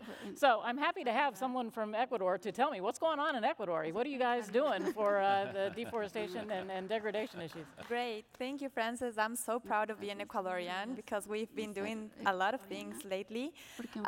Well, since 2009, with implementation of the Sociobosque program, which consists in a program that gives incentives to communities and to individuals that are interested in forest conservation and that are committed with forest conservation, Ecuador showed its political will to reduce deforestation and also to advance on its international commitments. At the same time, Ecuador, during the RED+ readiness phase, made a great work to identify the drivers of deforestation and also to identify how to address those drivers through the implementation and the design of policies and measures that respond to the different territorial dynamics in Ecuador. Also in 2016, Ecuador officially launched its RED+ action plan. We also have reduced our net deforestation rate by 49% in the last 10 years, so that's a good one.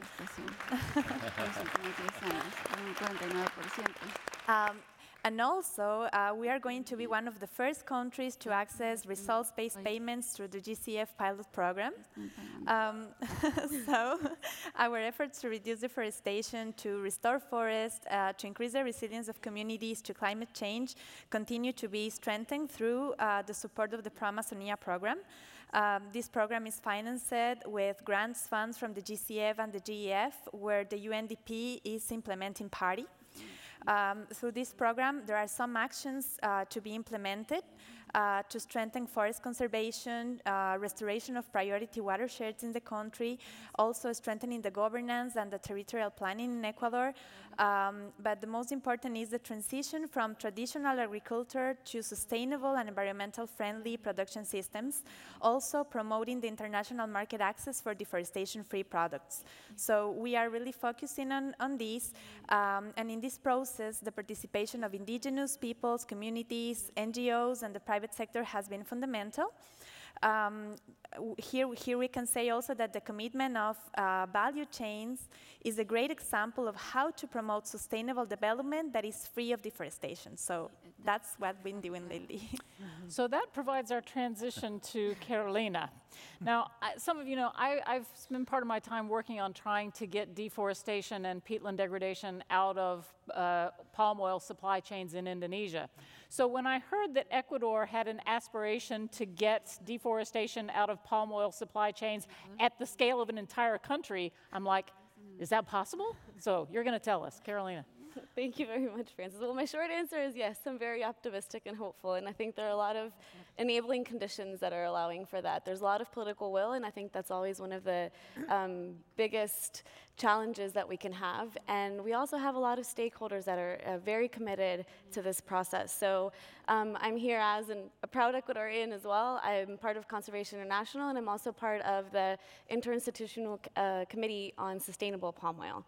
And this committee is actually a public-private entity, and it's a really interesting action that is part of this long process that the government of Ecuador has been pushing. So we not only have representatives from the national government, we have representatives from the subnational government, from small and large producer associations, we have universities involved, we have mills and trade associations, and we also have representatives from environmental, social, and productive NGOs. So you're having stakeholders sitting at the same table that perhaps we didn't think we would be sitting at the same table if you talked to us 2 or 3 years ago, honestly.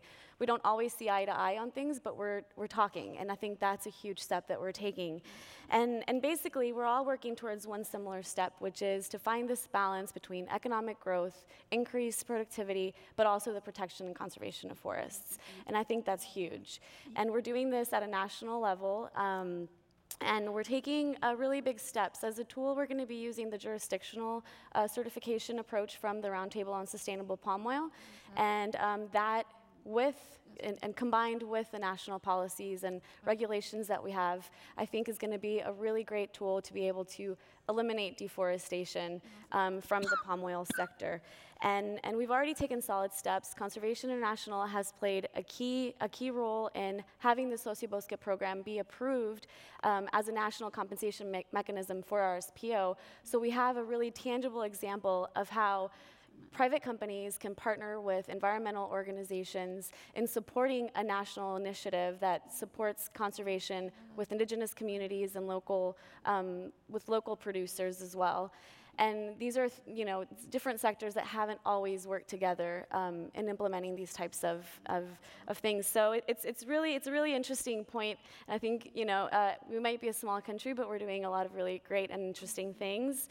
And then just to end, I think one of the really great things that we're doing is we're seeing this multi-stakeholder collaboration that has resonated throughout all of the Global Climate Action Summit.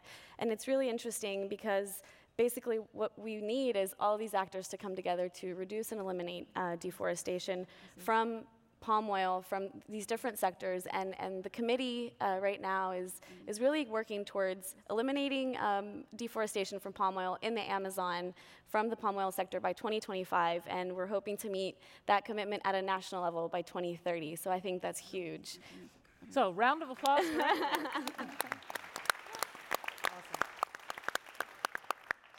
So, Governor Ige, if I'm not mistaken, I saw you up on the main stage this morning representing Hawaii's joining of the Clean Coal Alliance. Yes. Well, I think this is a very welcome demonstration that we can walk and chew gum at the same time. Yes, we can reduce fossil fuel emissions, but also pay attention to the land sector. So, absolutely. I understand that Hawaii is a member of the U.S. Climate Alliance, and you will be in a position to tell us not only what you've been doing, but your new commitments related to the land sector. Absolutely. Aloha.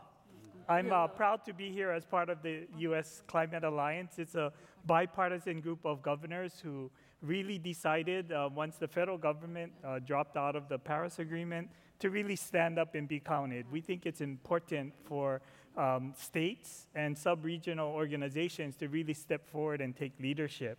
We have an ambitious agenda and one of our new initiatives is our Natural and Working Lands Initiative, which really is focused on using natural and working lands to sequester carbon and reduce greenhouse gas emissions. So it's the other part of just the focus on reducing greenhouse gas emissions.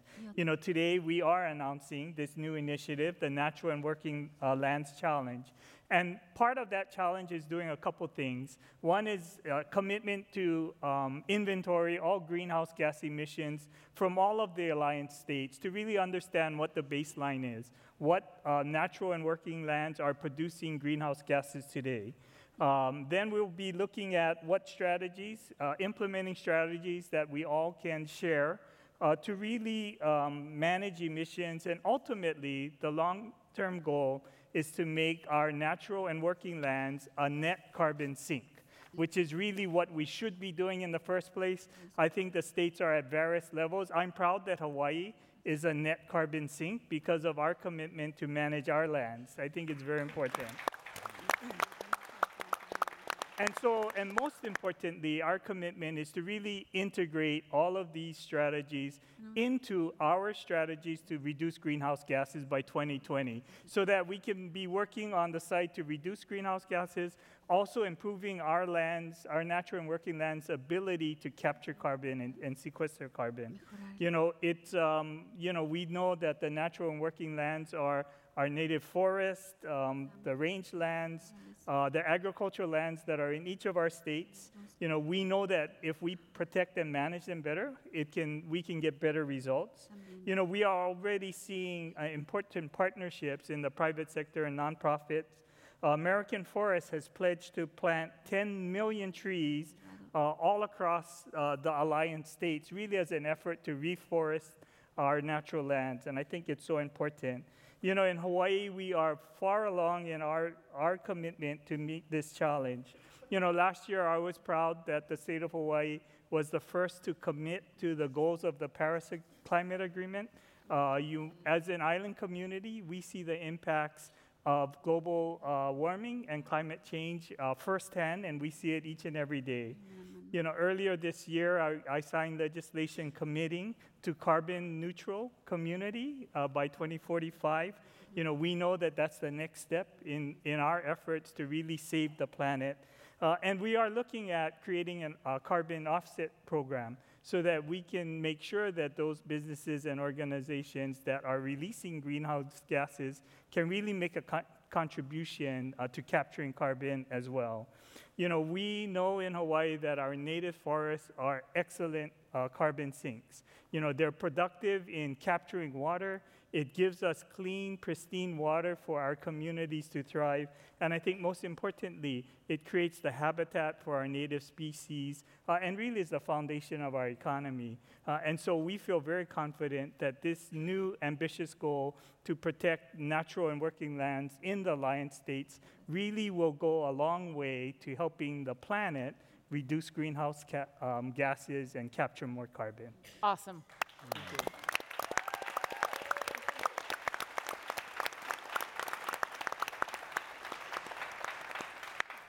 So, Secretary Rodriguez, I think this whole summit provides an opportunity for those of us who don't reside in California to really appreciate California's leadership in the whole climate space.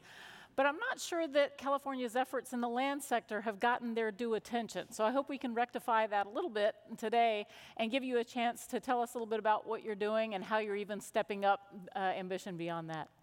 Well, thank you. I'll just start off by saying that, I always liked Harrison Ford, but I like him so much more today. It's just amazing. Because he's absolutely right. We are our land. We are where we live. We are our environment. And in California, that's so especially true. California is its natural resources. It's the 33 million acres of forest lands that we have with some of the tallest trees in the world. It is the largest delta that you have anywhere on the West Coast in the Sacramento-San Joaquin Delta.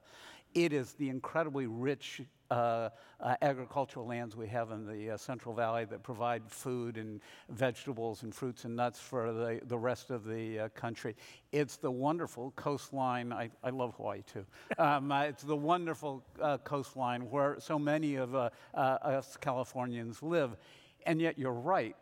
Our regulatory efforts to this point have really focused on, let's regulate the emissions from the smokestacks and from the tailpipes. And we're going to continue to regulate those emissions from the tailpipes. You don't have to worry about that.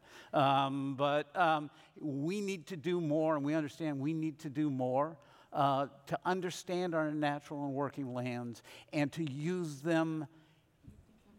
That's a wrong. I'm uncomfortable with the idea that we're using Mother Nature. You can't use Mother Nature. We need to live more productively and collaboratively with Mother Nature and what we've been given here in the state.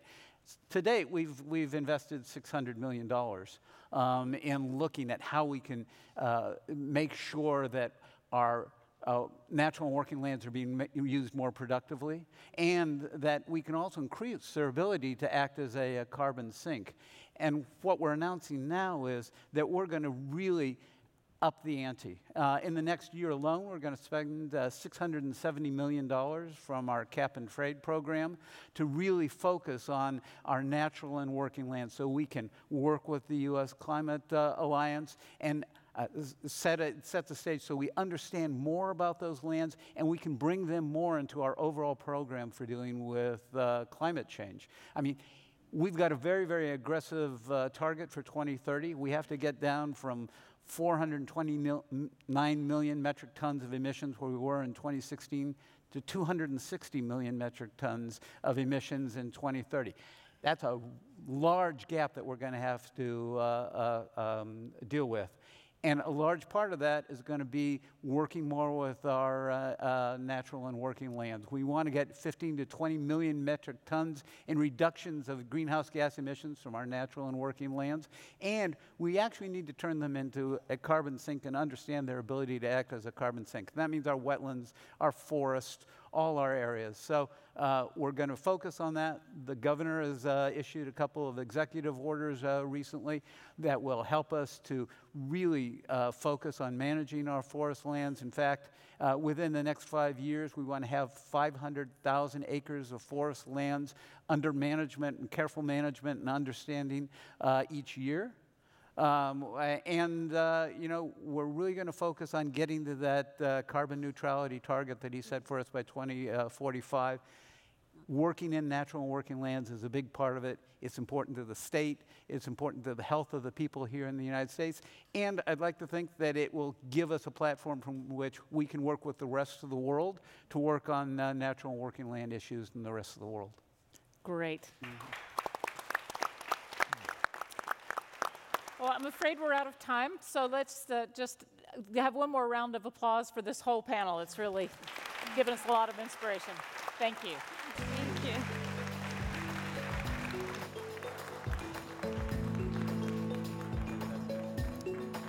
Minister? Okay.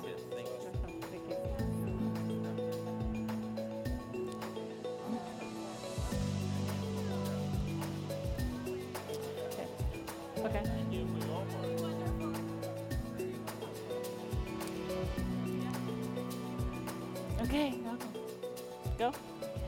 So we do have two more speakers to round out this session, and I'm happy to report that they are two more powerful female voices. The first of them is going to be Kat Taylor, who is the co-founder and co-CEO of the Beneficial State Bank.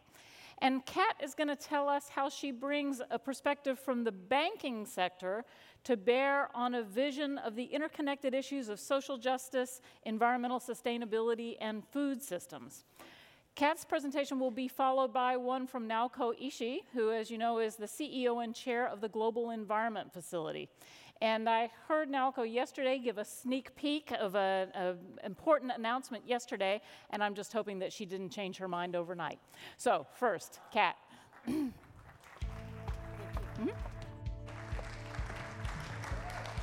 Hi.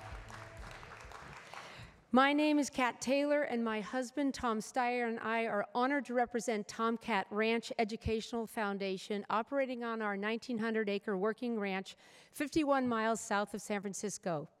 Located in the food shed of 3 metropolitan markets and a hotbed of food system thought leadership, we are here to report on what's going on and more importantly, under the ground to change the food system for good.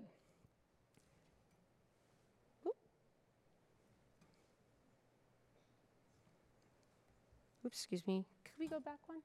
Oh. And one more. Thank you. Sorry. In 2006, we began a holistic climate campaign incorporating agriculture because it's the dominant way we tend the planet. Surely we must reduce emissions, but we also need to quickly re-sequester carbon to draw it down from the air, keep it out of the oceans, and put it back into the soil where it can do nothing but good. In fact, our producing lands were comprised of 11% carbon, but are now reduced to just 1.5% on average. We need that soil carbon back. We also believe we must never separate social justice from environmental well-being. They are flip sides of the same coin that, when divided, just conquer each other. Maximization strategies, a one-against-the-many tactic, have brought us to the brink of species collapse. We must now pursue a many-for-the-all strategy to optimize for multiple benefits that redound to all. These public goods include biodiversity, water quality and quantity, human health, animal welfare, economically resilient livelihoods, healthy food, and especially for our focus today, climate stability. At its heart, regenerative ranching respects the carbon cycle, whereby plants, through photosynthesis, and ungulate animals, through rapid light grazing, convert solar energy to plant biomass and muscle mass in the animals. Even if humans don't consume meat, those ungulate animals are necessary players in the carbon cycle symphony. Using carbon as their currency, plants give themselves up as feed to the animals.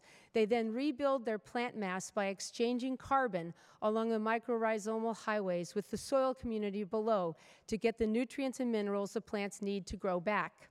Those nutrients and minerals are facilitated by the animals' manure, urine, and stomping. In this process, durable soil carbon is created that stays in the soil beyond what leaves through transevaporation and plant growth. The crystalline soil structure that results also allows water to linger, keeping otherwise runoff carbon out of the oceans. The net result is healthier ecosystems, higher forage yields, and rapid resequestration of soil carbon for immediate climate benefit. Tomcat Ranch Educational Foundation intercedes in the food supply chain and uses our unique superpowers to effect beneficial change. We sell healthy, climate-smart product through farmers markets and online, creating climate-smart food evangelicals. We partner with chefs and restaurants with shamanistic suasion, and we look to use that influence to migrate 1 million acres in California to regenerative ranching by 2022, our climate commitment to COP24. Superpower number 1 is our ability to experiment with and de-risk adoption of regenerative practices, both ancient and newly innovated, because we are not dependent upon the operations for our livelihood. We can be a learning laboratory. We also have the resources to partner with Point Blue Conservation Sciences for advanced ecological monitoring. This management regime that optimizes the carbon cycle and gains the climate co-benefits uses ranch-wide planning, ecological monitoring, multi-species grazing and impact, mandatory rest and recovery periods, biodiversity stewardship, all leading to the building of healthy soils and climate benefits. Results of our learning laboratory so far include the return, just 3 years into regenerative grazing regimes, of perennial grasses with their much longer roots and ability to resequester durable soil carbon in all 72 managed paddocks from just 3 at the start. What we might predict in future climate benefit we draw from TIM modeling. Total impact measurement and management monetizes based on only real market exchanges the co-benefits and costs of operations at Tomcat Ranch today, in 5 years' time, and against a counterfactual based on the most conservative rendition of a confined animal factory operation. As you can see, even now, regenerative ranching is beating the counterfactual by over $7 a pound. Superpower number 2 is the use of our networks among big buyers to shift the food supply chain in favor of regenerative production and affordable access to good food. In partnership with Tomcat Ranch, the Center for Eco-Literacy launched California Thursdays, serving California-produced climate-smart food in school districts representing 1/3 so far of the billion school meals served each year. The California Climate Challenge, announced yesterday by Beneficial State Foundation and the Cal State campuses, will align California's considerable spending power with climate-smart food and other goods and services. Superpower number 3 is our convening power to share science-based best practices, data, and results through up to 100 on-site ranch events and other sector convenings amid our myriad networks. Please come and join us online, on the ranch, at the farmers market, in the halls of government, or simply at your dining table. Give me your heart, give me your song, sing it with all your might. Come to the soils and you can be satisfied. There is a peace, there is a love, you can get lost inside. Come to the soils and let me hear you testify. Into the wild canyons of youth, oh, there's a world to fall into. Weightless we'll dance like kids on the moon. Oh, I will give myself to you as soon as you start to let go. Give me your heart, give me your song, sing it with all your might. Come to the soils and you can be satisfied. There is a peace, there is a love, you can get lost inside. Come to the soils and let me hear you testify. Thanks.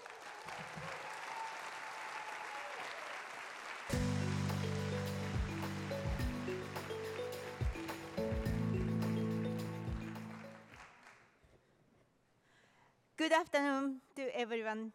My name is Naoko. I'm not competing with cat with a song, so be relaxed.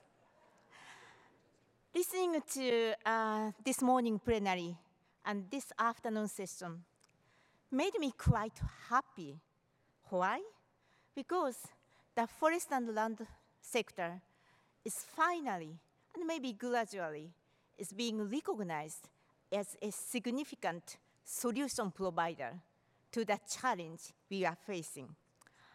I have 3 takeaways from this session, or from this summit.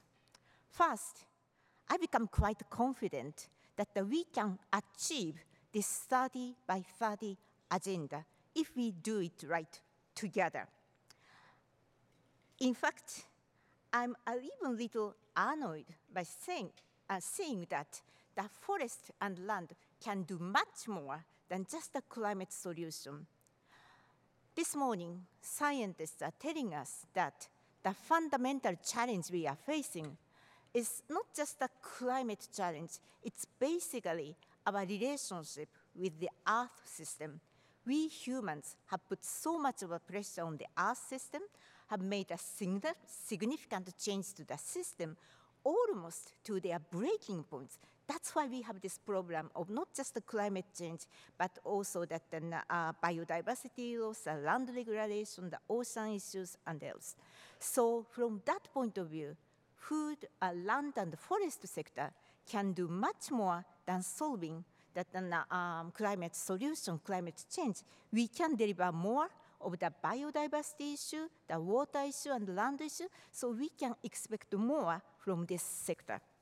That's the point number one. Second point or takeaway is it's very clear, just listening this session and the previous one, we need to bring everybody on board. We need to bring from farmers to the folk, or from soil to shop. So we need to bring everybody on the board. That's the only way for us to flip the food and land use system.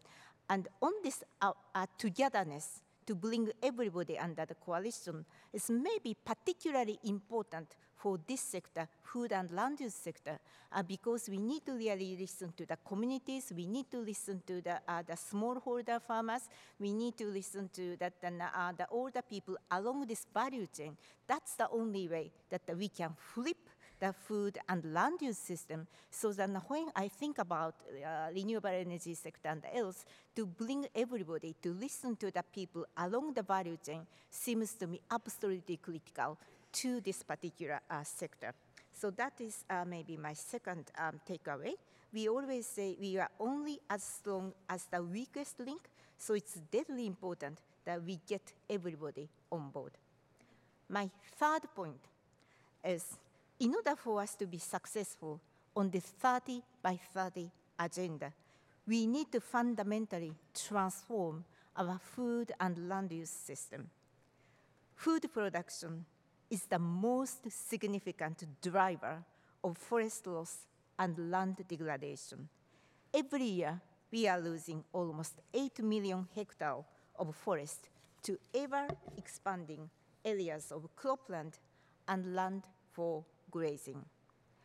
The bottom line is that it is simply not possible to achieve this 30 by 30 agenda without addressing the fundamental driver of the land degradation and forest loss.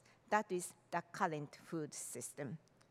The challenge is actually quite acute in African continent. The productivity in African agriculture is the lowest in the world. The malnutrition is severe, the food security is an issue, and while in Africa, the population is growing, so they actually project the food demand by 2050 would be 300% more. Currently, they can't even feed their population properly, so how they can manage this challenge without degrading their land and forest? Right now, the production increase in Africa is mostly coming from expansion. So that's a huge challenge Africa is facing. But of course, that's an entire global challenge. Good news is that I just came back from Kigali, Rwanda. There are quite a number of African agriculture ministers are gathering and try to sort out this issue together with business and the citizens and the communities. And in fact, good news is that they really got it right, that the environment and agriculture should come hand in hand. So the issue is not necessarily if that production is good or worse for the environment. It's more like what is the plausible way to realize the intensification of sustainable agriculture in each of those the context. So the challenge is there, but it also the opportunity is there. The ministers are quite upbeat, because if you can think about production need, the demand is 300% more, and there is partners from the private sector there. It is actually that the opportunity for them to provide a job and actually create the wealth among African populations. So how we could really turn this challenge into the opportunity, that's where we are here. Now, here comes my commitment to this important agenda. We, the GEF, have decided that the single largest program in our history and for next 4 years should be a food, land use, and restoration program. Today, I am extremely pleased to announce officially to you that we have secured almost $500 million to this flagship program of food, land use, and restoration, and that we will begin to roll out this program pretty soon. Thank you. Thank you so much. The challenge is always implementation, by the way. The program will support countries to develop science-based land use plan that will guide quite comprehensive policy and interventions at the landscape level.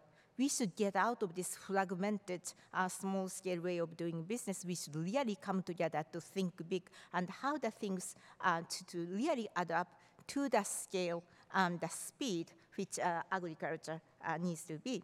This program will also engage the private sector players across the entire value chain of the key agricultural commodities. Here is my hope. This program can help catalyze the transformation of the food system, food and land use system that we need for this century. And I am really counting on you and your partnership and leadership to realize this dream together. Let us get on the business. Thank you so much.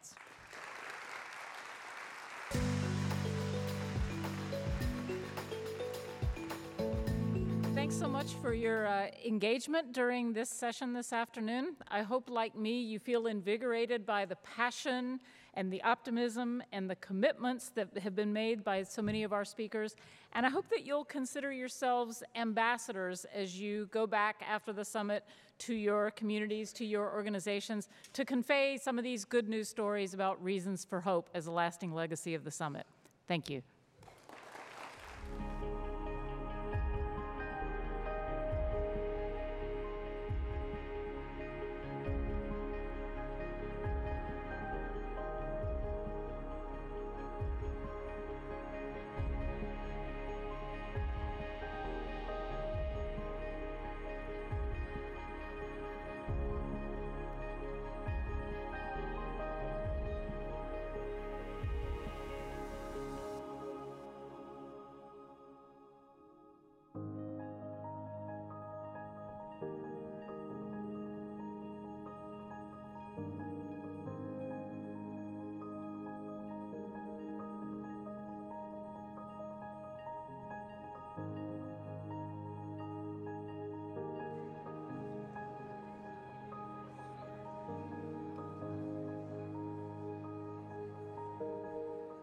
Co-founder and president, Haku Amazon Foundation, and delegate of the Quechua people of Sarayaku, Nina Gualinga.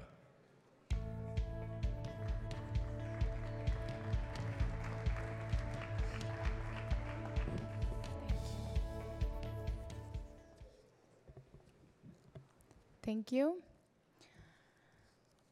As a daughter of a Swedish father and an indigenous mother from the heart of the Ecuadorian Amazon, I have lived in a thriving jungle and a rich culture. I have also seen what development looks like at its best and at what cost, the cost of my home and the future of my people, and all people, because we all depend on the Amazon. I started advocating for indigenous and territorial rights at the age of 8, after an oil company violently entered our lands with military troops provided by the Ecuadorian government, but we kicked them out. And today, I am standing here in representation of my people, the Quechua people of Sarayaku, delegated by the Confederation of Indigenous Nationalities of the Ecuadorian Amazon, that represents 11 nations across the Ecuadorian Amazon, and the Amazonian Women Defenders Against Extractivism. Today, I speak on their behalf. Across the Amazon, which serves as a climate regulator, both regionally and globally, governments and corporations are expanding the oil frontier. Roads are being built, trees are being cut down, and more oil is being pumped out, polluting drinking water, soil, and destroying the lives of those who live there. Entire people and communities have been wiped out, thanks to what most of us in here would call development. Indigenous people are fighting back, putting their lives at risk. This includes my own family and friends. Some have been threatened, attacked, raped, and murdered. The oil taken from Ecuador with violence, most of it comes to refineries here in California, destroying the lives of those who live here, which are communities of color and low income. So the destruction happens on our end and their end. Extremely flooding in the Amazon, melting ices in northern Sweden. I am here to say that we cannot negotiate with Earth. We cannot negotiate with climate. The economic and governance approach to solutions is not getting us out of this crisis. The way that this climate summit is being run and the way that the Governor's Climate and Forest Task Force is being held is not protecting forests, water, and frontline communities that are key in preventing the worst effects of climate change. It's vital to listen to indigenous peoples. Having a few token indigenous leaders speaking on behalf of entire regions and peoples is not acceptable or is not true consultation. Before I came here, I spoke with many communities, and they are not giving their consent to carbon trading. The only way to seize climate change is by keeping fossil fuels in the ground and protecting forests. That means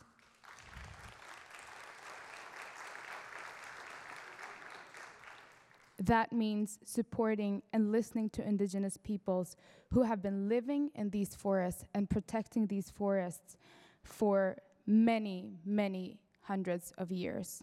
Anything else is false solutions. As an example, the Quechua people of Sarayaku, we have our own proposal to defend and protect our forest, called Kausaksacha, or the living forest. This proposal shifts how we are relating to Earth, recognizing that the Earth is constituted by many, many, many living beings. The Earth is a living being, and that provides a true path forward. Cutting our dependency on oil is going to be hard, but we have to. We have to for the sake of our future generations. They will suffer the consequences of our actions, even if you won't, even if we won't. If we don't cut our fossil fuel dependency, then all of this, all that we built, all our dreams is for nothing. There is nothing such as an easy solution. So I dare you to dream. I dare you to be fierce and bold enough to think that other people actually have better answers than you. Your children, your grandchildren, and those who are yet unborn will thank you for that. Thank you. Please welcome the leader of global practice on markets for WWF, Kavita Prakash Mani.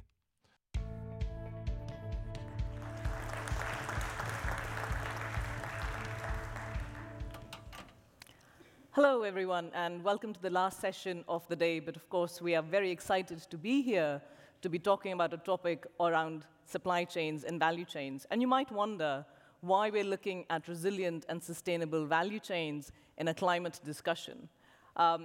I'm sure all of you know the numbers, about 12 million hectares of tropical forest being lost, but a broader 39 million forests being lost due to all sorts of different things like shifting in agriculture, but even fires that we've had here in California, and a number of other reasons, which is about 40 football fields every day.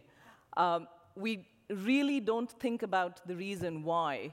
And one of the biggest reasons why we're seeing this loss is because of the production of commodities, of food that we eat, of commodities that go into other uses that we have. Some of the ones are soybean, palm oil, cattle, beef, that is all ubiquitous in our supply chains. They're actually responsible for about 75% of tropical deforestation. And where they get used goes into the products that you and I consume and use on a daily basis. And they run across value chains that start from the farmers, from small producers, say in Borneo and Sumatra, or large plantations in the Amazon or in the Cerrado region in Brazil, through traders, through producers, through retailers, right down to you and me. And so what we demand, what these companies demand, how they support the production on the ground, and the commitments they make to stop deforestation, to stop conversion of really critical habitats and biomes is very, very critical.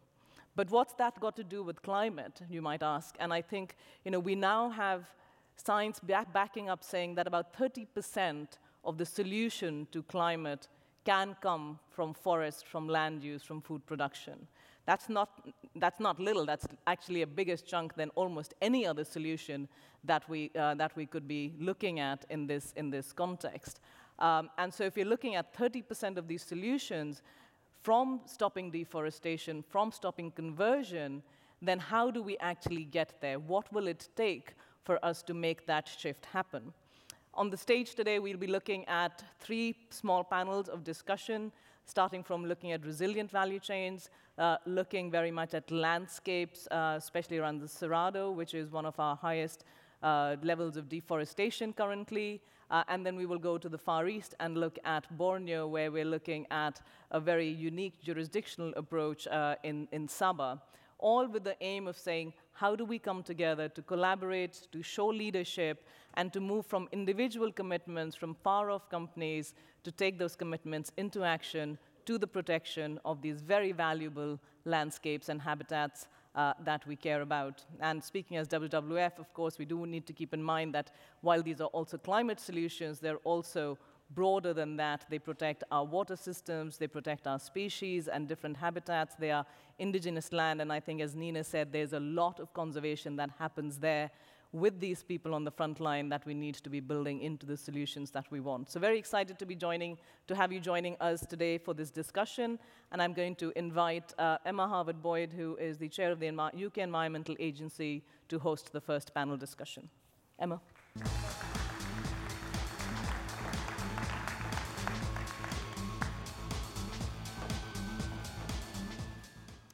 Well, thank you very much for that kind introduction. I'm Emma Howard-Boyd, and I chair the Environment Agency in the UK. So we are the environmental regulator, a mini EPA, but we also have responsibility for delivering on our UK government's flood risk management plans. And so one of the things that we have been experiencing in England this past year is a whole series of different weather events. And I'd like to very briefly explain why I think that makes a very good connection with our discussion around the resilience in the value chain. So if we go back to December last year, I was standing in front of a reservoir where our reservoir was 33% the level it should have been. This is mid-December. And at the same time, we've experienced serious flooding events in England over winter periods. So we were having to really think long and hard about how we communicated to our citizens about conserving water at the same time as giving out messages around the potential for flood risk and winter preparedness. Fast forward a few months and we had serious snow events. So in the southwest of our country, we were closing down our offices at the very time that a storm was coming from Portugal, potentially bringing coastal flood risk to the southwest of the country too. So we were looking at the business resilience of our own organization. Another month further forward, we had extreme rainfall, meaning that our farmers were delayed in planting their seeds.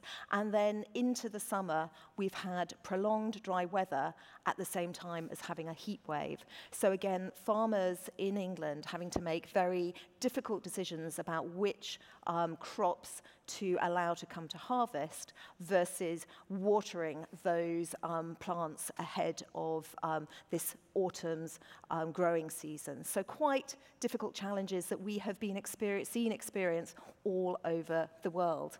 So we've got two companies joining me now. So firstly, Kevin Rabinovich, who is Global Vice President of Sustainability at Mars, who's going to join me, followed by Bruce Karras, who is Vice President of Environment, Sustainability, Safety and Technical Information at Coca-Cola.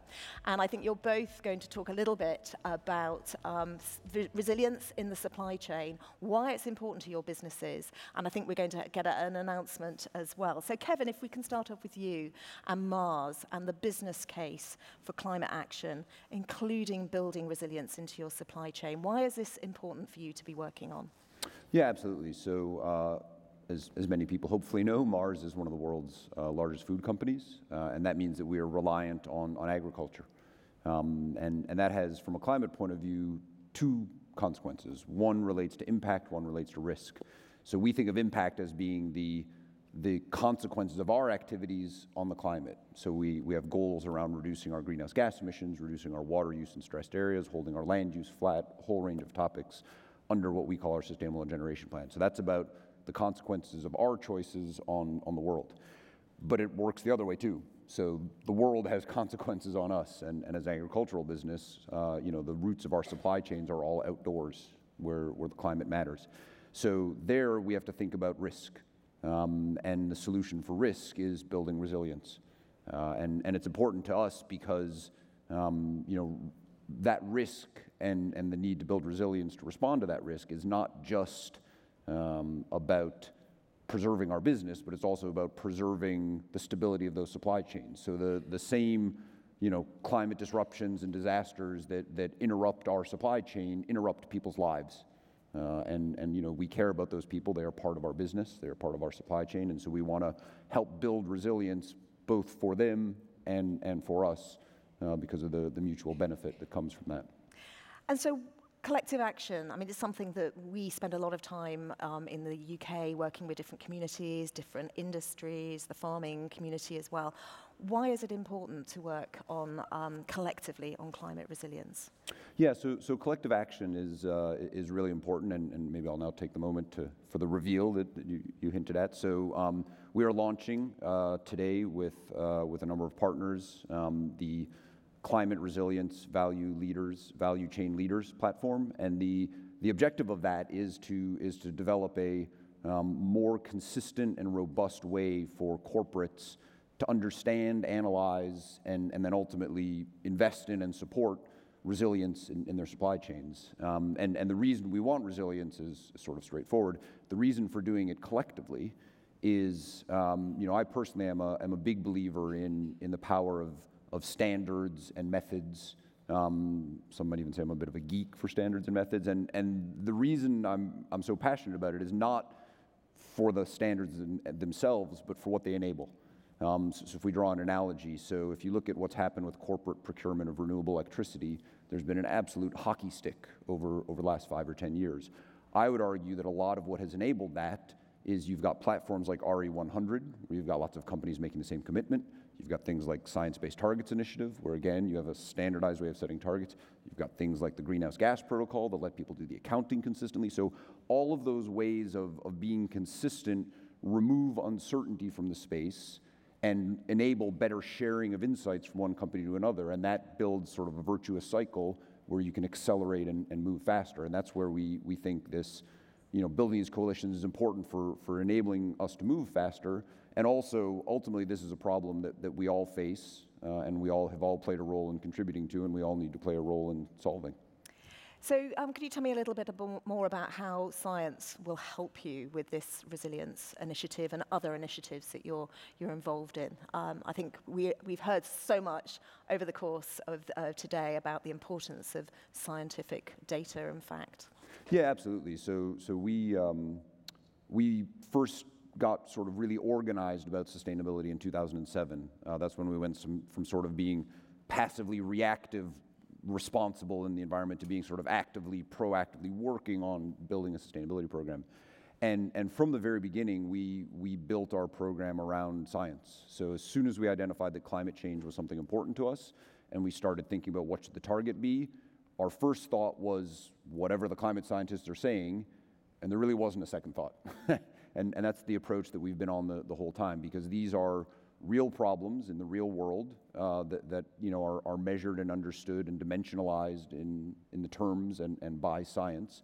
And so that's the right framework for figuring out how far we need to go and how much we need to do and what we need to work on.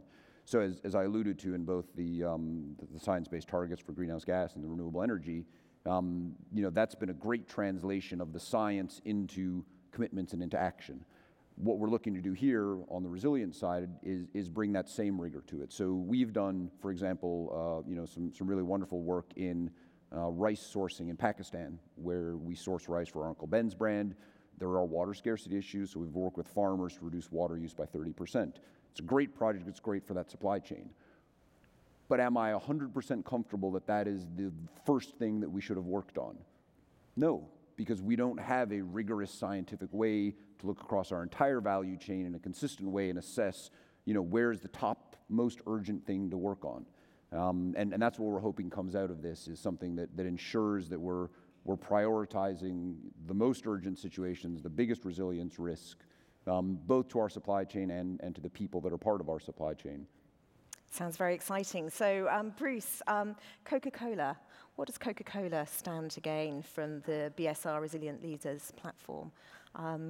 Why are you joining? Yeah, so I think one of the things that we've learned is, in many ways, this concept of resilience is almost like the glue that holds all the rest of the sustainability work together. It's a linkage that's critically important for us to really understand and leverage going forward. But when you join in with others, because as we already talked about, there's a collaborative benefit from working in resilience. When you think about resilience as tying in value chains, just by saying the term value chain, we're tying in other companies, we're tying other communities, we're tying the agricultural space in.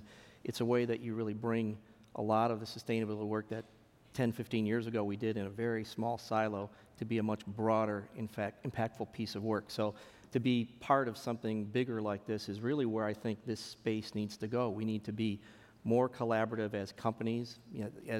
As we work, we probably do the same kinds of things. How do we amplify those efforts? And this is a way to do that. So we often think about resilience starting off from quite a negative perspective, because it is about water shortages, floods, fires. How are you placing, or how are you looking at this from the opportunity perspective? What are the positive sides that we should all be talking about resilience? Sure. Well, any time you look at a company like ours, we make beverages for people to consume. And we look carefully at the communities where we manufacture products, and certainly there's an impact to those communities. So it's always looking at how can we benefit those communities that we're living in and working in as well. So when you look at this resilient space, the model that I like to keep in mind is I look at a company as having a portion of the work is the brick and mortar operations that we run every day. We control everything. Then there's another piece that you call your supply chain. We don't necessarily control everything, but we can influence it. But the third piece is really the landscapes, sort of the commons, where we share resources. And we share those resources with the cities and communities that are there. And those communities have a brick and mortar piece. Every city has that. They have a value chain they deal with. But where we intersect is really in this space of the landscapes that we share. And what we learned as we started working on this is programs like our water stewardship work. There's that intersection in the landscape where if we do the right things in that landscape to fix impairments in that watershed, that's good for us, it's good for the communities, and it really helps with resilience as we got deeper into it. So that's one piece, but the other piece is agriculture. So any food or beverage company relies on agriculture. Every city relies on agriculture to feed that community. So that's a great overlap when you get in that landscape area. Those are things that we can do, and we can do together with those communities. So my background is from the finance community, and I've been speaking at other events this week about resilience, and rather than, or as a subject, in addition to talking about transition to a low-carbon economy. Is there a way that we should be communicating this to the investment community and the financial community? How would you go about talking about resilience, which is often left out from this discussion? Yeah, no, that's a great question, because so often in the world that I work in, you're communicating the negative, and that's really not something that's going to excite people to say, bring me on, when you're giving them the bad news. But I'll give you a couple of examples of some projects we did. We've worked with our partner, World Wildlife Fund, for a number of years. We've done a number of projects all over the world. We've done a project. We started looking at basins as a whole. We did a project in the Mesoamerican Reef. And what's happened over time is we've started to look at that project is really how can we change, when you apply resilience, the impacts on the communities that are in that area. Those are things that investors will want to look at, that you're actually improving the situation in those communities. In another case in point, with World Wildlife Fund, we're doing a project on the Rio Grande to take out an invasive called giant cane. This is a desert area that has basically a Mediterranean invasive that really grabs the sediment, narrows the river, and you have flooding is one of the impacts there. So by removing the invasive, you actually reduce flooding. That's good for those communities. It actually improves the situation significantly. So we continue to learn that this concept of resiliency is a real interesting overlay to a lot of the work that we've already done. And I think the plus side is it's going to give us those stories that we can tell to investors that are positive, that show that it's good for those landscapes and hence good for those communities. So fantastic stories to tell. Kevin, would you like to add anything from that perspective as well? Yeah, I think on the finance side of things, fundamentally these things are risks, right? And there is a very well-developed sector of the finance industry that worries about risk, both on the investing side and then the insurance side, and then even the reinsurance side sitting behind that. And I think you don't have to look too hard at the work that's going on in sort of the insurance and the reinsurance space to see that there's a lot of smart money that has decided this is real, right? This isn't a joke, and we need to plan and manage for it. And so I think as we get better about understanding what those risks are and how to manage for them, it's very rare that it's cheaper to clean up a mess than it is to prevent it. And I think that's something from a business point of view and from an investment point of view is slow building pressures on your cost structure can be difficult to manage. They can be a challenge. Abrupt disruptions are much more catastrophic. So as we have some hurricanes, bearing down on the East Coast here in the U.S., last season's hurricanes cost Mars $3 million in sales, right? Now, of course, that's trivial compared to the disruption that many of the people on the ground felt. But even purely from a financial point of view, that's a $3 million hit that you have to think about and plan for. And so I think bringing it back to very concrete, tangible, and recognizing this is not just a philosophy. It's something that's really happening in the world and that we need to manage. So a huge opportunity for collaboration. I think starting off small with a number of companies that have committed at this stage, but a real opportunity for others to join in with you and learn. What does good look like very quickly, because we're almost out of time? What would be a real success if we were back here in a year's time? Well, for me, we started out years ago individually having goals and objectives, and what I look at as good and as a success when we're essentially having a number of companies getting together in a landscape and doing good there. And generally, when I've been in that experience, you kind of look around and it's wow. The results are phenomenal because you've really brought in like minds that maybe weren't thinking that way years ago, and the results are usually, exponential. And every time I see that, that's the thing that excites me to get up the next day and do it again in business. There are a lot of things that we have to battle every day, but that's the big success for me. And I think for me it would be more corporations, not just talking about, but actually doing things that are obviously resilience work, because the work that we've been able to put together on developing a more consistent approach sort of lowers the barrier to entry, and it makes it less of a big, complicated, unapproachable topic and more of, okay, great, I got it. There's a process, there's steps to follow, so I'm more comfortable engaging and more work happens on the ground. So I think that's a wonderfully optimistic way to finish, because I think what we're all wanting to see out of this summit is action. So I think we'll look forward to hearing how this initiative develops, the things that you're working on, and can I ask you all to thank our panelists. Thank you very much. Thank you.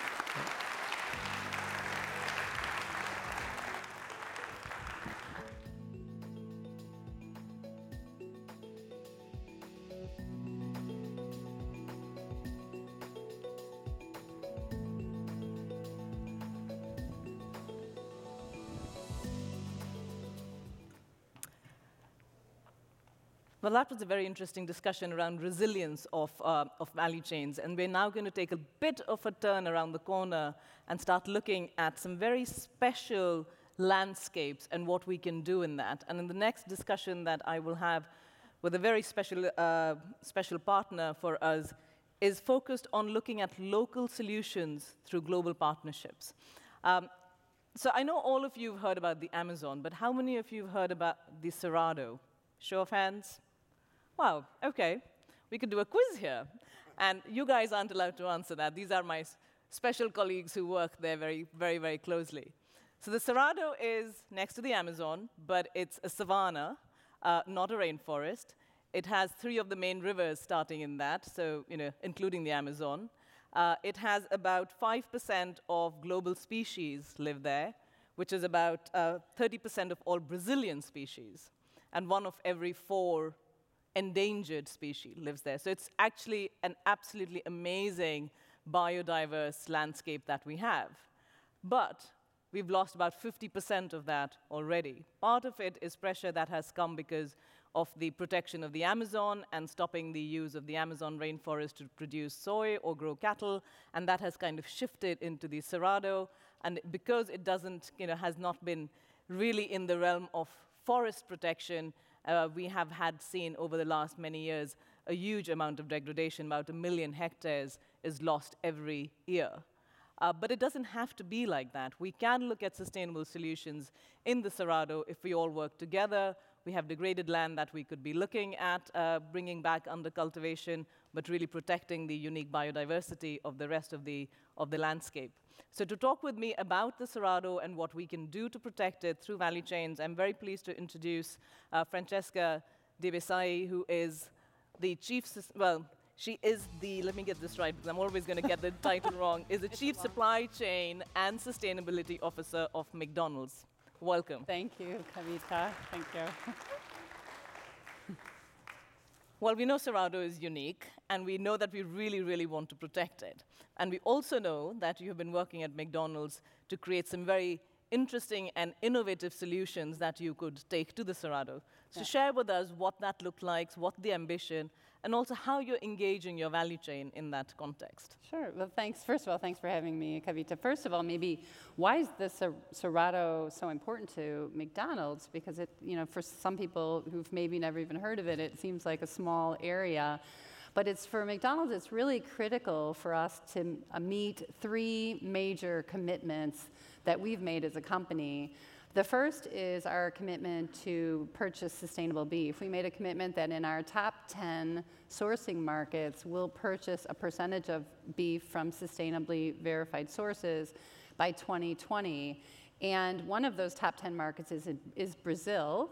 And then within Brazil, we purchase about 2 million cattle per year in the Cerrado. So it's an important region for us. The second public commitment we made is our commitment on forests. And we know that the Cerrado is a hot spot when it comes to deforestation. And as we know, we have so many cattle coming from that region, we feel that we have a responsibility to be part of the solution there. And then finally, earlier this year, we were the first restaurant company to make a public commitment to science-based targets in reducing emissions related to climate change. And when you think about that, we made a commitment within our supply chain to reduce emissions by 31% per metric ton. And clearly, cattle and beef production is a big part of that. So all three of those kind of come together to make it important for us.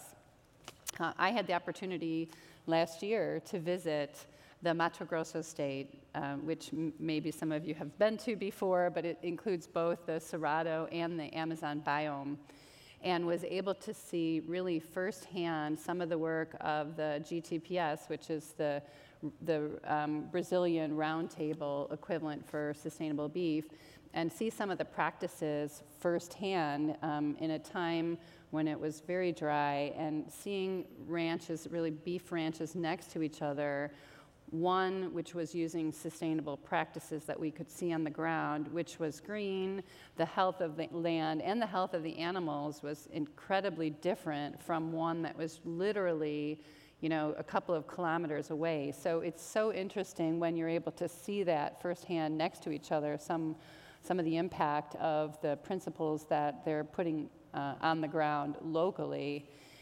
So what are we doing? We're using technology and data from the Brazilian government to map the farms for all 2 million of these cattle that we're purchasing. And we're working with 2 local NGOs who are fantastic in supporting us.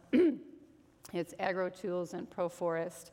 And with a combination of them, the plan is that we will be able to map, and we're starting with the riskier areas, but at the end, the plan is to have all 2 million of those cattle mapped so we can zoom in to those ranches. We can focus on best practice. We can focus on supporting better practices within those ranches. So we're really excited about that. And I think it's a way, the most exciting thing for me about this is not a small pilot project. This is a project which is a pretty large scale with 2 million cattle, and it's an opportunity for us to make significant change there. Thank you. That is amazing. 2 million heads of cattle is just kind of mind-boggling. But I think to build on that, I think what we're also finding is that you talk about doing it at scale, and to do it at scale, it's like we need more of the companies like McDonald's to be stepping up. And we've had amazing success in getting that, mobilizing that kind of number of companies. And so last year, we had 60 NGOs and academic institutes in Brazil sign up to the Cerrado Manifesto, which really called for the protection of the Cerrado and kind of said how important it is as an ecosystem. And we were delighted that 23 companies at the start in London turned around and signed a statement of support to say that they do commit to the protection of it. And that number has now gone up to about 100 companies. So we are seeing this mobilization of a number of companies commit to it. And I think what we are now very excited to see is what does that commitment mean on the ground? How do we translate that commitment to action and protection? And especially in the use of the science-based targets, how do you then measure and motivate those companies to take action? So from your perspective as McDonald's then, is it helpful to have something like a Cerrado Manifesto, like a statement of support? And how would you see that actually translating into action? It's critical. I think it's critical. As you said, we're an active member of the Cerrado Manifesto. We're also sitting on the steering committee of it. And as you said, it's gone already from 23 to 100 members. And as I said before, we have a certain level of scale, but nobody can do this alone. So that scale is critical. It's still really early days, though, right? So we hosted the first meeting in London of the team, And I just wanted to give a call out of thanks to the other advisory board members, and especially at Tesco, Daniel Salter, who's the chair. And I know he's not here today, but maybe he's listening in, because he's given such a big part of his passion to this project. But also Walmart, Unilever, and Ahold are also sitting on that at the steering group. And so the first step really is delivering an implementation roadmap, right? So we've all agreed that our goal is to halt deforestation in the Cerrado. Now the easy part, right? How do you do that? And putting together that roadmap is going to be really critical, because from the roadmap, that's the only way you'll be able to take action. And we're looking at things even like, will we need to create financial incentives to make that happen? And so I think it's as I said, it's very early days, but what gives me it excites me and inspires me that I think this can be done is it has been done with other commodities, right? So, we were part of that in 2006 when we had the soy moratoriums. There was a focus in Brazil on soy. In Amazon. And specifically in the Amazon. And from 2005 to 2013, based on the soy moratorium, which we were a part of with many other, as well as many other organizations were part of that, we saw a reduction in deforestation of 70% during those years. At the same time, there was an increase in soy production. So it does show the power of organizations coming together to make change at scale, even at the beginning when you don't know exactly how you're going to do that. And I think that's a great success story, which makes me feel good about the fact that what we're doing is ambitious and credible, and it can be done. But as you said, we can't do it alone. And that was one of the reasons why we said we wanted to sign up for the Cerrado Manifesto to begin with. Excellent. And we now have the financial sector backing it as well. So we have a lot of the investors that are now committing to use their investment leverage around making sure that we do that. But I think the point that you make is also it's not a short journey. Like we've seen in the Amazon, after years of seeing the deforestation rate decrease, last year it went up for many reasons, but including the fact that the moment you take some pressure off and you take your eye off the ball, the tendency remains. So we are really looking for your long-term commitment, the collaboration that we all know is very, very important, not just among the companies, but with the local governments, with the communities, and with, of course, civil society, where we end up playing a role. So thank you very much for that, and we look forward to working with you on Cerrado. Thank you so much, Kavita. Thank you. So nice. Thank you.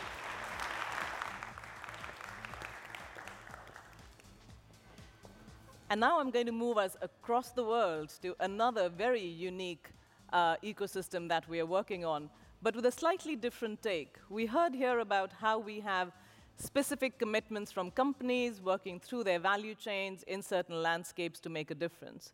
But what we're now really working on is to see how we take the collaboration into something that we're calling the jurisdictional approaches on the ground, working with policy and communities and markets. So how do you actually take something that might sit within a legal jurisdiction or an ecosystem jurisdiction that really helps us create the kind of long-term change that we want? So it's not a singular solution, it's not a single actor, it has the resilience to continue beyond changes in companies, beyond changes in governments, to really find the health of the ecosystem within that landscape. And to help us talk about that, I'm going to invite 3 of my colleagues on stage. Join us here as we talk about it.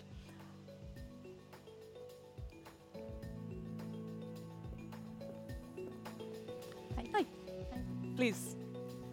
And as they take a seat, I just wanted to say that the region that we'll be talking about is Sabah, which is in Borneo.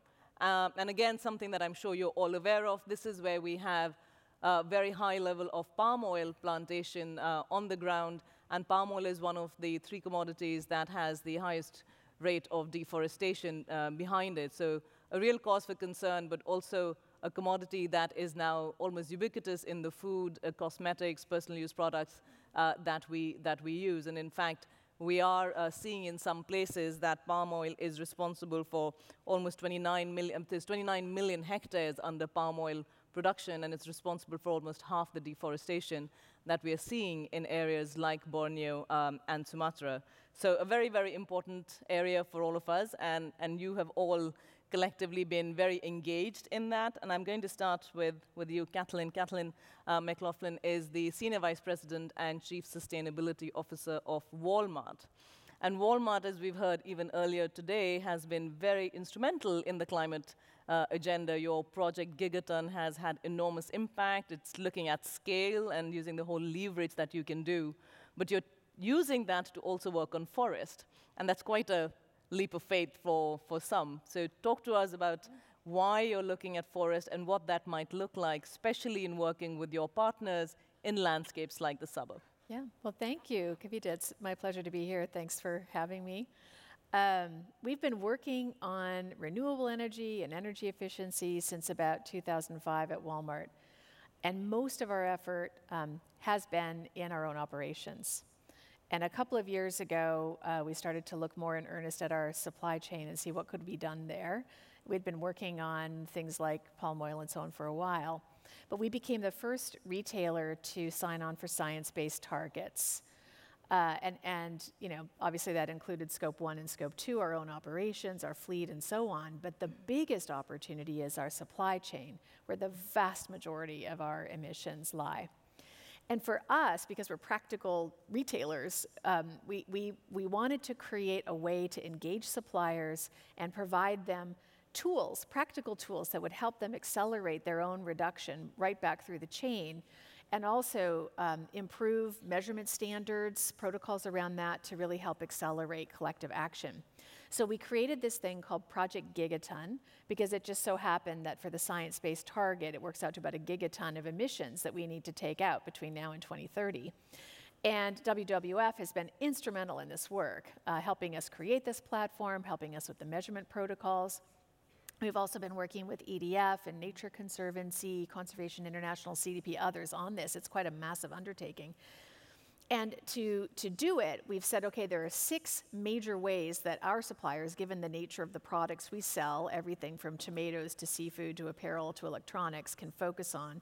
And those are energy, sustainable agriculture, packaging, waste reduction, innovation in consumer products, so cold water wash and LED light bulbs and that sort of thing. And finally, last but not least, deforestation. Well, the first 5, it's pretty easy to see what you could do as a supplier right away to start taking emissions out. And it was pretty easy to come up with some tools and some measurement and so on. That last one, deforestation, has been tough.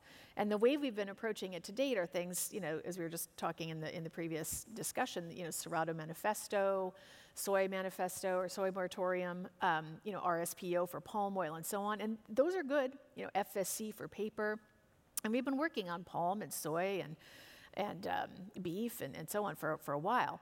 But there are limitations to a certification-only approach. We think it's important, it's a key tool, we're not gonna walk away from that. But to prevent a bit of whack-a-mole around it and to accelerate truly sustainable solutions, we've said, well, what about more of a place-based approach, and could there be some innovation in that? And I'm going to pause here because I know you want to get into it with Cynthia and Jeff, but that's what we're trying to do. So we have over 600 of our suppliers signed up through Project Gigaton. They've all set targets, many of them science-based targets as well, and we're trying to encourage everyone to move in that direction. They have practical game plans. We're recruiting more suppliers, you know, by the month as we speak, and we're excited about the progress so far. And do you have a set of different landscapes you're already trying to hone down in and bring people along? Is that the aim? So to date, we've been working primarily, you know, in palm oil in Malaysia. We'll talk about the Sabah, which we're excited about going forward. Indonesia, so northern Sumatra is an area of interest for us. And then in terms of beef, we've been working for some time in Brazil already. We created a geospatial mapping tool, which was a precursor for the Global Forest Watch that we also helped, you know, get started. For our own beef sourcing for our stores in Brazil, who source beef from Brazil. But there we've been interested in jurisdiction approach as well, perhaps in Mato Grosso. So I'd say watch this space, those are the areas we're interested in for this different kind of jurisdiction approach. Great, we love the land-based approach. And I'm going to then move us to Patricia Ong, who is here from Sabah. She is the board chair and chief executive facilitator for this organization that works in the Sabah landscape. So Cynthia, what is it actually like on the ground? Like, why is it important for Walmart and Unilever to be working with you in the Sabah landscape? Well, before I go into that, let me give the audience here a little bit of background. Sabah, we've been talking about for the last few minutes, is a Malaysian tropical rainforest state about the size of Scotland on the island of Borneo. We are 55% species and carbon-rich forests, with all the iconic animals that you know and love. And half of that is totally protected and rising to 30% totally protected by 2025. And we also produce 10% of global supply of crude palm oil, 6 million metric tons per annum, within a region that produces 85%. So between Malaysia and Indonesia, that's what we are producing in that region. As the world devours and demands more, the Sabah imperative is to draw the line and begin to close the deforestation frontier. In 2015, we made the decision to move the state as a whole to Roundtable on Sustainable Palm Oil certified by 2025, also known as RSPO. So basically deploying a set of standards co-developed internationally and across the supply chain to systemically shift our policies and practices. The process has demanded and enabled all sectors to gather around a common goal. And it is hard, very, very hard. We are constrained by old habits, mistrust between the sectors, even within the sectors, and the capacity to change. The Malaysian government has since mandated Malaysian Sustainable Palm Oil Standard by 2020, and we now have to integrate it into the existing process. So as you can see, there'll be the tension between the international and the national. We want and need to go as far as we can go to solve the real problems: deforestation, free, prior, and informed consent for communities, migrant worker rights, sustainable livelihoods for smallholders, and many more.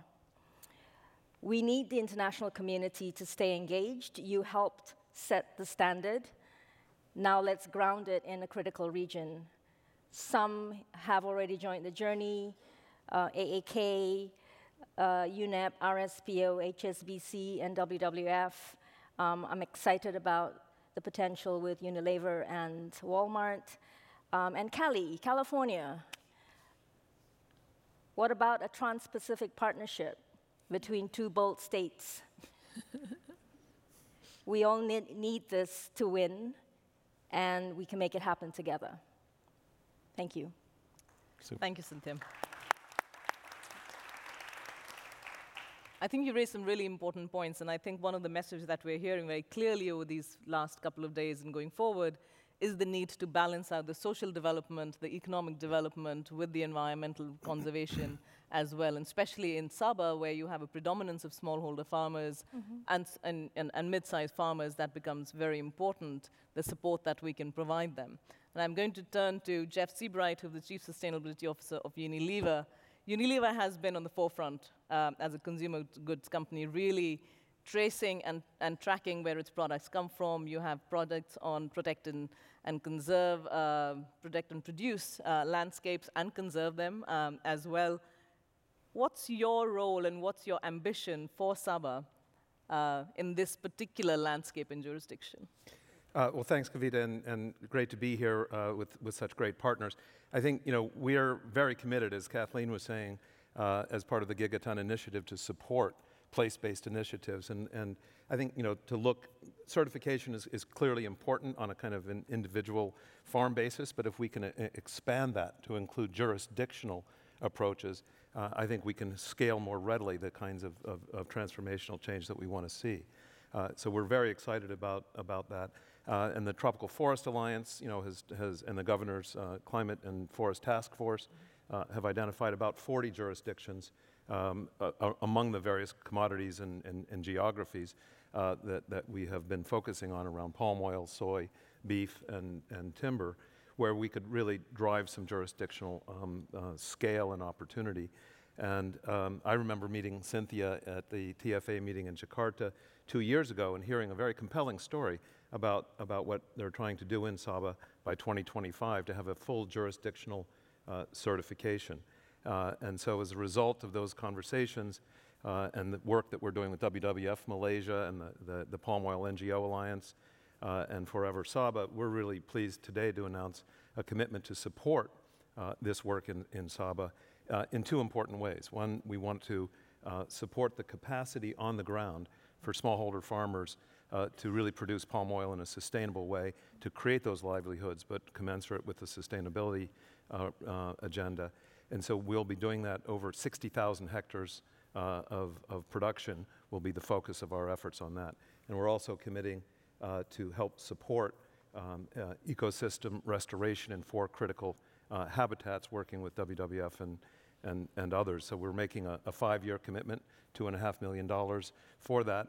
But we're also committing our procurement, and that's, I think, really important. We made a commitment in Paris that we want to engage in what we call preferential sourcing. We want to put our procurement in places where the governments, the local governments, subnational governments, the topic that we're here this week talking about is the power, of non-state actors, in that horrible UN phrase, to really put our procurement muscle behind those progressive governments like in Sabah that are trying to do the right thing so that we can increase the opportunities economically for them. So that's what excites us about this. We're looking at other opportunities in North Sumatra, which Kathleen mentioned, in central Kalimantan and in Riau province in Indonesia. But we really are excited about this project and very much looking forward to it. Thank you. You heard it here, 2.5 million going to Sabah. I think we have to shake on that. That's the photo moment of the day. Excellent. No, we're very excited about this. And I just wanted to turn back to you, you all. Partnerships are not easy. We know collaboration takes a lot of give and take. You have to negotiate. You're a business trying to work with a government, with the local community. What do you think, and I'll just ask you all to wrap up with the one thing you think will be necessary, and let's just take Sabah, for this to be successful, and what can you bring to it? Kathleen, well, the thing that we're excited about is making it easier for other companies to do things like this based on the learnings. I mean, this is a pioneering effort. So we hope to do a couple things specifically. One is to help create a measurement protocol for measuring avoided or reduced emissions through this kind of initiative. So what's going to be required there is for the various NGOs that we work with and others in the academic community to agree on the standard and the approach and so on. So we can do that. Second is to make it easier for other companies to learn what you're learning, so that they could be inspired to take this approach and have some practical tools for them through the Gigaton platform, so to facilitate that learning. Great, thank you. Jeff? Yeah, well, I think it's really critical that we double down and focus as many efforts as we can to support Sabah, to make this a real success story, because we really need those sort of poster children of success that will then embolden and empower others who will look at the success in Sabah to say, I want to be doing similar kinds of things. So I think that's very important. I think the metrics are important. I think the estimates that we're looking at in terms of the particular aspect of the project that we're involved with will be about 17 million metric tons of CO2 equivalent by 2030. But I think importantly it is to really double down on that and show that there is an opportunity to do jurisdictional certification, jurisdictional approaches that actually can lower some of the costs of sustainable production and increase the livelihoods in the communities. Yeah. Thanks, Jeff. Cynthia, the last word. What would you want to see all the partners doing, and what do you think actually is the glue from the bottom up? I don't have a magic answer. All I can say is 2 years into the process, it's extremely hard to change behavior and habits between sectors. And I think just keeping at it is vital. The other thing is connecting the global talking to the local doing is absolutely necessary, which is why I show up at these things and meet Jeff every couple of years, someplace on the planet. But here we are today, and we're making a commitment. Right. Yeah. Thank you. Excellent. So what do we need? We need to make sure that we have commitments that are then located in landscapes with successful case studies that can show that it works with the will of all the partners to really make a difference on the ground. We couldn't agree more, because at the end of the day, what we want is to have ecosystems and biodiversity and habitats protected, which then contribute to the reduction of climate change and a more sustainable and equitable world for us all to be living in. Please join me in thanking the panel here with me today. Thank you. Thank you. Thank you.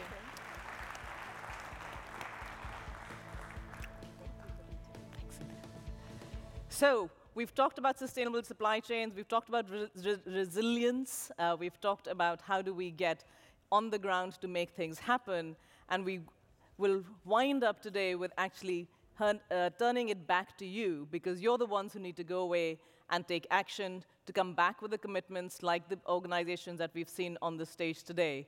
So without further ado, from my side, I am going to hand off to my friend and colleague from WWF, Manuel Pulgar-Vidal, who is going to help us round off the day.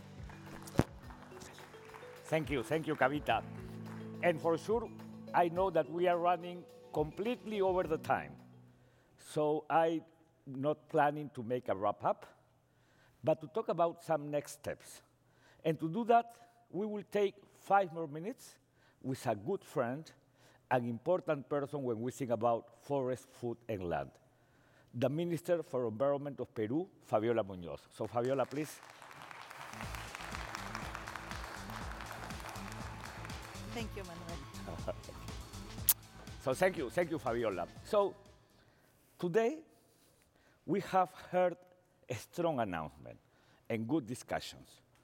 First, we talked about food systems, yes, in which some discussions around diets, around training program for chefs, and even more, what important it is the soil health, among some others, were what it is really creating the awareness of the relation of food and climate.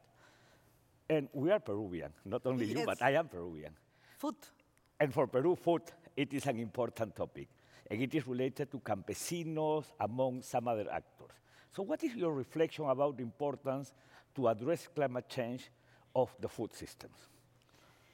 It's a really important connection, because people, for example, in countries like Peru, the most important number of employees in the country is for the agriculture.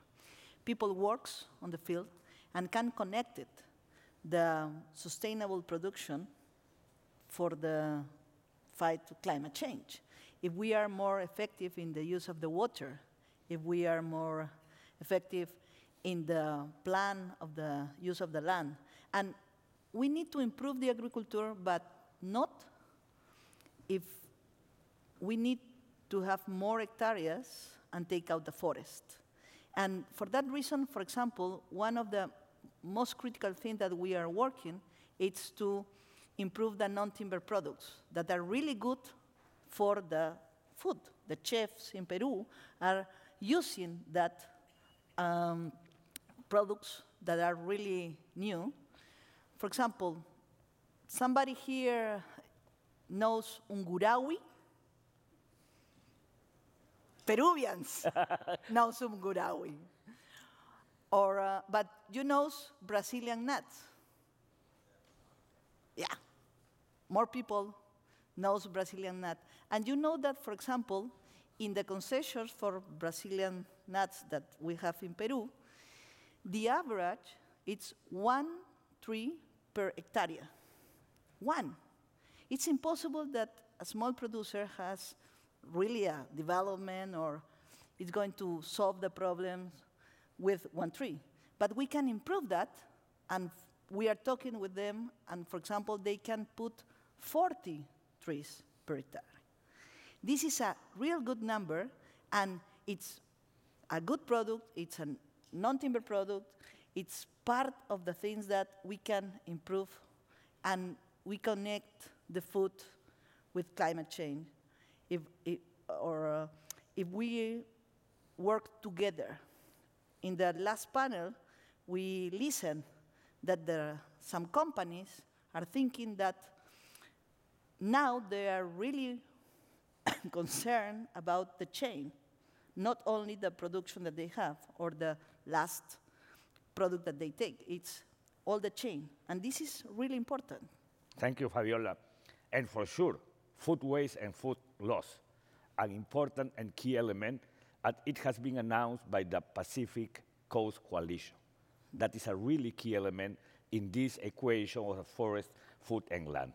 So the second segment of this session, it was more about restoration, conservation, and resilience.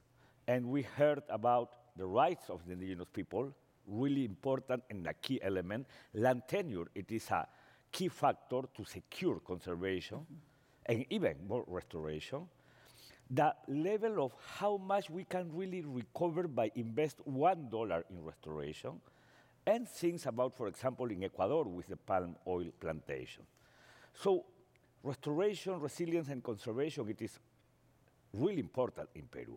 Peru has 63% of forestry coverage around that. Could you share with us some ideas about that topic? One of the most important challenges that we have is to finalize the titling for the native communities. It's really, really important because for them, land, it's basically for the life, for the food security. They need to be sure that they are going to have the right for the land for the future. And this is part of the challenge that we have. And it's difficult because I am explaining today in the morning that sometimes a community comes to the government only with a paper and said, my land is from this river to the other river, for this mountain to the other. And we need to be more intelligent in the government to help the communities with the technology to help them and to improve the process. And it's possible. Now, we received some cooperation, for example, from Norway, and we are really grateful from Germany. They are helping us and working with WWF for close the gap. Titling is one of the most important things for the native communities. And if we are worried about the rights, we need to be sure that they take the land. And this is really important. Thank you, Fabiola. I can see here on this screen that appears Minister of Agriculture and Irrigation, but she's for the environment. Yes. So, okay. So, and after the resilience topic, we discussed about transparent supply chains with a strong announcement. So now it is the time to close. But to close, we do need to remind something, the 30 for 30 challenge. Why? Because we are going to request something to you, to amplify the message, to say to the people, to say to your government, to say to your authorities, if we know that the land sector is contributing with almost a quarter of the greenhouse gases emission, and if we know that we can contribute by working together, land, forest, and food, to bring 30% of the climate solution by 2030, let's do it. Let's work towards achieve that target. It is possible, but it will be possible just if we keep this coalition working together. And the best way to keep this coalition working together, it is to have the vision, to have the champions, to have champions pushing, to continue showcasing, and also by defining new announcements. That is the way. Tomorrow we will have the summit, the plenary, in which some of these things are going to be announced again from the 5 challenges of the GCAS. But after that, this summit is going to close. But again, let me remind this idea. We can have a long-term summit. The summit shouldn't be just 1 or 2 days. The summit must be a long-term initiative, because it is the only way in which we can keep momentum and keep the promise of Paris. So thank you very much, and I would like to ask you, Fabiola, to close this important session. There's no plan B. This is the only world that we have. And all the people today and yesterday comment that, there are more people engaged in that. But all of us are working in this for a long, long time. The challenge is, how can we convince the others?